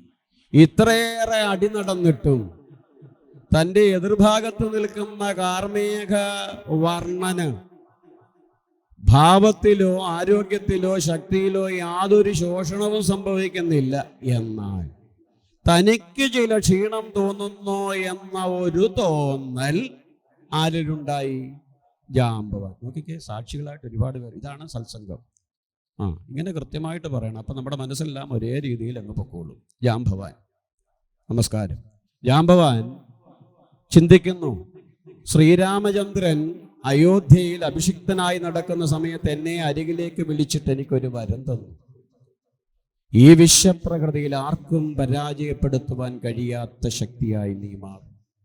എനിക്ക് മാത്രമേ നിന്നെ പരാജയപ്പെടുത്തുവാൻ കഴിയൂ. എൻ്റെ മുമ്പിൽ മാത്രമേ നീ പരാജിതനാകൂ. മറ്റൊരു വ്യക്തിയാലും നിനക്ക് പരാജയം സംഭവിക്കില്ല. ആജന്മകാലം ചിരഞ്ജീവിയായി നീ ജീവിക്കട്ടെ. അങ്ങനെയുള്ള വരം ഒരു പക്ഷേ എന്നെ പറ്റിക്കാൻ വേണ്ടിയിട്ട് രാമൻ തന്നതായിരിക്കുമോ? ഇന്ന് വരെ അതൊന്ന് പരീക്ഷിക്കാൻ പറ്റിയില്ല. ഒരു ജ്യോതിഷി പറഞ്ഞു, 3 ലക്ഷം രൂപ തന്ന ഒരു ഏലസ് തരാം, ഇത് വീട്ടിൽ കൊണ്ടുവച്ചാൽ പിറ്റേ ദിവസം മുതൽ എന്നും പറഞ്ഞ് ധനവെത്തും എന്നിരുന്നാൽ നമുക്ക് പിറ്റേ ദിവസം തൊട്ട് നോക്കിയിരിക്കാമായിരുന്നു. ഇത് തന്നിട്ട് പറഞ്ഞു, ഒരു 7-8 വർഷത്തേക്ക് തൊടുവേ ചെയ്യരുത്, ആ ഭാഗത്തേക്കേ പോകരുതെന്ന്. കാരണം ഇങ്ങനെ 7-8 വർഷം അവിടെ കാണത്തുള്ളൂ. ശരിയായിട്ടുള്ള ജ്യോതിഷിയല്ല, നാട്ടുകാരെ പറ്റിക്കുക എന്ന തലത്തിലെത്തിയവരെ പറ്റിയാണ് പറഞ്ഞത്. ഉത്തമന്മാരായ ജ്യോതിഷികളെ അല്ലേ തെറ്റിദ്ധരിക്കുവാൻ പാടില്ല. ഇത് വ്യാവസായികമാക്കുന്ന എല്ലാവരും എല്ലാ മേഖലകളിലുമുണ്ട്, ആധ്യാത്മ മേഖലകളിലുമുണ്ട്. അപ്പോൾ നമ്മളുടെ അനുഭവത്തിൽ വരുമ്പോഴേ നമ്മൾക്കത് ബോധ്യപ്പെടുകയുള്ളൂ. ഇവിടെ ജാമ്പവാൻ ശ്രീരാമനെ ഒരു നിമിഷം അവിശ്വസിക്കുമോ എന്ന് തോന്നുന്നു. എങ്കിലും തൻ്റെ ഈ സംശയത്തിന് തനിക്ക് എന്തുകൊണ്ടാണ് ക്ഷീണമുണ്ടായത്, ഇത്രയേറെ ദിനമായിട്ടും എന്തുകൊണ്ടാണ് കാർമേഘരൂപിയായ ഈ മനുഷ്യൻ ക്ഷീണിതനാകാത്തത്? എങ്കിൽ ഇയാൾ സാധാരണക്കാരനല്ല. ഇങ്ങനെ പോയാൽ ഇയാളുടെ മുമ്പിൽ ഞാൻ പരാജയപ്പെടുമോ? അങ്ങനെ പരാജയപ്പെട്ടാൽ നീ എനിക്ക് തന്ന വാക്ക് പാഴെന്നല്ലേ അതിൻ്റെ അർത്ഥം? അങ്ങനെയാണെങ്കിൽ എൻ്റെ ശ്രീരാമസ്വാമി, എൻ്റെ മുമ്പിൽ നിൽക്കുന്ന ഈ വ്യക്തിത്വം ആരാണെന്ന് അങ്ങ് എനിക്ക് കാട്ടിത്തരണം. അങ്ങ് തന്ന വരം സത്യമായിട്ടുള്ളതാണെങ്കിൽ, നിജമായിട്ടുള്ളതാണെങ്കിൽ, എന്നിൽ പ്രേമ വായ്പോടുകൂടി എൻ്റെ ഗുണത്തിനായി തന്നിട്ടുള്ളതാണെങ്കിൽ, ഭഗവാനെ ശ്രീരാമചന്ദ്ര, മര്യാദ പുരുഷോത്തമനായ ശ്രീരാമചന്ദ്രമൂർത്തി, അവിടെ നിന്ന് എൻ്റെ ഇത്രയേറെ താടനമേറ്റിട്ടും തളരാതെ നിൽക്കുന്നത് ഈ മനുഷ്യൻ ആരാണ്, ഈ രൂപി ആരാണ് എന്നെനിക്ക് കാട്ടിത്തരണം എന്ന് തൊഴുകൈകളോടുകൂടി ഒരു നിമിഷം കണ്ണടച്ച് ജാമ്പവാൻ പ്രാർത്ഥിച്ചപ്പോൾ ശ്യാമവർണം സൂര്യവർണമായി മാറും. അരയിലെ ഓടക്കുഴൽ മാറി ഇടതുകരത്തിൽ ഗംഭീരമായ അമ്പും വില്ലും ധരിച്ചുകൊണ്ട്, മറുകൈ കൊണ്ട് അനുഗ്രഹമുദ്ര പൊഴിച്ചുകൊണ്ട്, ഐശ്വര്യത്തിൻ്റെ മൂർത്തിമദ്ഭാവമായ സൂര്യവംശകുലജാതനായ ഭഗവാൻ ഐശ്വര്യപൂർണമായി മന്ദസ്മിതം പൊഴിച്ചുകൊണ്ട് നിൽക്കുമ്പോൾ ആ ചൈതന്യത്തിൻ്റെ പാദപത്മങ്ങളിലേക്ക് ജാമ്പവാൻ വീഴുന്നു. ഭഗവാനെ, നിന്നെയാണോ ഞാൻ അടിച്ചത്? സ്നേഹസ്വരൂപനായ ഭഗവാനെ, നിനക്ക് ഈ ഉള്ളവൻ അങ്ങയെ മനസ്സിലാക്കുവാനേ കഴിഞ്ഞില്ല. ഞാൻ പരാജിതനായി. ഭക്തൻ എപ്പോഴും ആരെ അറിയണം? ഭഗവാനെ. അലിഞ്ഞില്ല എങ്കിൽ ഭഗവാന്റെ പരിപൂർണമായ തലം ഭക്തന് മനസ്സിലാക്കാൻ കഴിഞ്ഞില്ലെങ്കിൽ അവൻ പരാജിതനായി. ഞാൻ ഇന്ന് വരെ അഹങ്കരിച്ചു, അഭിമാനിച്ചു, ഭഗവാനെ എനിക്കറിയാൻ കഴിഞ്ഞു എന്ന്. ഇന്ന് ഞാനിതാ സ്വയം മനസ്സിലാക്കുന്നു. സ്നേഹസ്വരൂപനായ ഭഗവാനെ അവിടുന്ന് വേഷപ്രച്ഛന്നനായി വന്നപ്പോൾ എനിക്ക് മനസ്സിലാക്കുവാൻ കഴിയാതെ വന്നു. മഹാപാപം ചെയ്തു. ഇനി എനിക്ക് ഈ ജന്മത്തിൽ ജീവിക്കുകയേ വേണ്ട എന്ന് പറഞ്ഞുകൊണ്ട് ജാമ്പവാൻ തൻ്റെ ശിരസിനെ താഴേക്കടിക്കുന്നു. തൻ്റെ കരതലങ്ങളെ അടിച്ചുടയ്ക്കുവാൻ ശ്രമിക്കുന്നു. കണ്ണിൽ കണ്ട കരിങ്കല്ലുകളിലേക്ക് തൻ്റെ ശരീരത്തെ സ്വയം പീഡനമേൽപ്പിക്കുമ്പോൾ ജാമ്പവാനെ ഭഗവാൻ തടയുന്നു.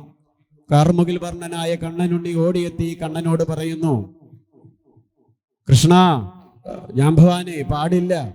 നിന്റെ ഭക്തി പരീക്ഷിക്കുവാൻ വേണ്ടി ഞാൻ ഒരുക്കിയ അവസരമാണ്. അതുകൊണ്ട് തന്നെ തീർച്ചയായും നീ എനിക്ക് പ്രിയങ്കരനാണ്. നിനക്ക് ഞാൻ അന്ന് വാക്കു തന്നു, അടുത്ത യുഗത്തിലും ഞാൻ മർത്യനായി ഭൂമിയിലേക്ക് എത്തുമ്പോൾ നിനക്ക് ദർശനം നൽകും എന്ന്. ഞാൻ പറഞ്ഞത് ഒരുപക്ഷെ നീ മറന്നുപോയി, പക്ഷെ എനിക്ക് മറക്കാൻ കഴിയില്ല. ഭക്തന് കൊടുക്കേണ്ടത് കൊടുക്കേണ്ട സമയത്ത് കൃത്യമായി കൊടുക്കുക എന്നത് എൻ്റെ ധർമ്മമാണ്. അത് കൊടുക്കുവാൻ വേണ്ടിയിട്ടാണ് ഞാൻ ഇവിടേക്ക് എത്തിയിരിക്കുന്നത് എന്ന് പറഞ്ഞുകൊണ്ട് ഭഗവാൻ ജാംബവാനെ ആലിംഗനം ചെയ്യുമ്പോൾ ജാംബവാൻ വീണ്ടും നിലവിളിക്കുന്നു. താൻ ചെയ്തു പോയ തെറ്റിൽ ദുഃഖാർത്ഥനായ ജാംബവാൻ തന്റെ പ്രാണനെ ത്യജിക്കുമെന്ന് പറയുമ്പോൾ ഭഗവാൻ നിരുത്സാഹപ്പെടുത്തുന്നു. തുടർന്ന് ജാംബവാൻ ചിന്തിക്കുന്നു, താൻ ഈ ചെയ്ത തെറ്റിന് പ്രായശ്ചിത്തമായി എന്ത് ചെയ്യണം, തന്നെ ഭഗവാന് സമർപ്പിക്കാം. അതിലും ഉത്തമം തന്റെ പ്രാണനെ പോലെ താൻ കരുതുന്ന തന്റെ പ്രിയപുത്രിയായ ജാംബവതിയെ ഭഗവാന്റെ പാദപത്മങ്ങളിൽ സമർപ്പിക്കുന്നതായിരിക്കും ഏറ്റവും ഉത്തമം എന്ന ബോധ്യം വരുന്ന ഉത്തമ ഭക്തിയുടെ പ്രതീകമായ ജാംബവാൻ ഉടൻ തന്നെ വിളിക്കുന്നു തന്റെ പുത്രിയെ ജാംബവതി എന്ന്. ഒന്നേ വിളിക്കേണ്ടി വന്നുള്ള അച്ഛന്റെ വിളി കേട്ടപാടെ മകൾ പുറത്തേക്ക് എത്തുന്നു. മകളുടെ കരത്തെ പിടിച്ചുകൊണ്ട് ഭഗവാന്റെ വലത്തുകരം പിടിച്ച് ഭഗവാന്റെ കരത്തിൽ വെച്ചിട്ട് പറയുന്നു, വേണ്ട എന്ന് പറയരുത്. ഇവൾ കാഴ്ചയ്ക്കൊരു പെണ്ണാണെങ്കിലും എൻ്റെ മനസ്സ് ഞാന് അങ്ങക്ക് സമർപ്പിക്കുകയാണ്. അങ്ങ് ഇവളെ സ്വീകരിച്ചില്ല എങ്കിൽ അതിൻ്റെ അർത്ഥം എന്നോട് ക്ഷമിച്ചില്ല എന്നാണ്. അതുകൊണ്ട് അങ്ങ് ഇവളെ സ്വീകരിച്ചാൽ എനിക്ക് ശാന്തനായി ശിഷ്ടകാലം കഴിയാം. അങ്ങ് എന്നോട് പുറത്തു ക്ഷമിച്ചു എന്ന് എനിക്ക് ബോധ്യം വരും. അതുകൊണ്ട് ഭഗവാനെ സ്വീകരിക്കില്ലേ എന്ന്. ഭക്തന്റെ ഇച്ഛ നിറവേറ്റുകയാണ് ഭഗവാന്റെ ധർമ്മം. ഒരുപക്ഷെ അന്നേരവും ഭഗവാൻ ആരെയും ഓർത്ത് കാണും, കൊട്ടാരത്തിൻ്റെ അകത്തളത്തിലിരിക്കുന്ന രുക്കുവിനെ പറ്റി ചിന്തിച്ചു കാണും. എങ്കിലും ഭഗവാന്റെ ധർമ്മം മറക്കുവാൻ പാടില്ല. പത്നിക്ക് കൊടുക്കുന്ന കമ്മിറ്റ്മെൻറ്റിനേക്കാളും ഉത്തരവാദിത്വമുള്ളതാണ് ഭഗവാന്റെ തലം. തന്നെ ആശ്രയിക്കുന്നവർ, ഭക്തിയാദരപൂർവ്വം തന്നിലേക്ക് ഒരു വിഭവം സമർപ്പിക്കുന്നവരുടെ ഹൃദയത്തിന് വ്യഥയുണ്ടാക്കാതിരിക്കുക ഭഗവത് ധർമ്മമായതുകൊണ്ട് ഭഗവാൻ ജാംബവാന്റെ ആഗ്രഹത്തെ, നിർബന്ധത്തെ സ്നേഹത്തോടുകൂടി ഭഗവാൻ സ്വീകരിക്കുന്നു. ജാംബവതിയുമായി തൻ്റെ കൊട്ടാരത്തിലേക്ക് എത്തുന്നു.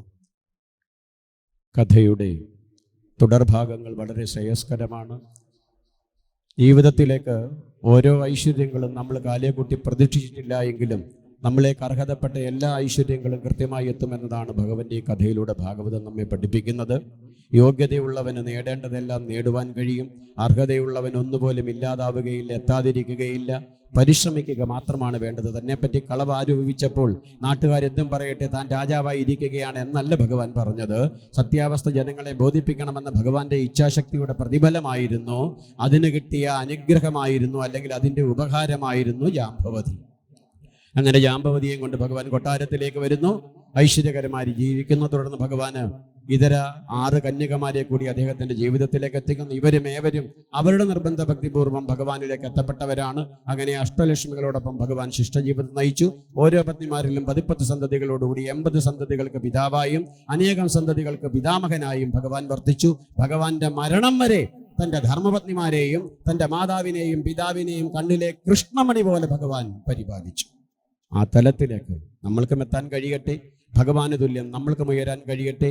ഓരോ പ്രദേശത്തിലെ അല്ലെങ്കിൽ ഓരോ ഭവനത്തിലെ സന്തതികളും ഭഗവാന് തുല്യം ശക്തിയുള്ളവരാകട്ടെ. തൻ്റെ മാതാവിനെയും പിതാവിനെയും സഹോദരങ്ങളെയും പരിപാലിക്കുന്നവരായി ഭഗവാന് തുല്യം തേജസ്സും ശക്തിയും മഹിമയും ഉള്ളവരായി മാറട്ടെ. അതിന് സർവേശ്വരിയായ ജഗദംബയും അഷ്ടൈശ്വര്യദാതാവായ ഭഗവാനും ഏവരെയും അനുഗ്രഹിക്കട്ടെ എന്ന് ഭക്തിയാദരപൂർവ്വം പ്രാർത്ഥിച്ചുകൊണ്ട് ഇന്നത്തെ ചടങ്ങുകൾ ഭഗവാന്റെ തൃച്ചേവടികളിലേക്ക് സമർപ്പിക്കുക. ഹരി.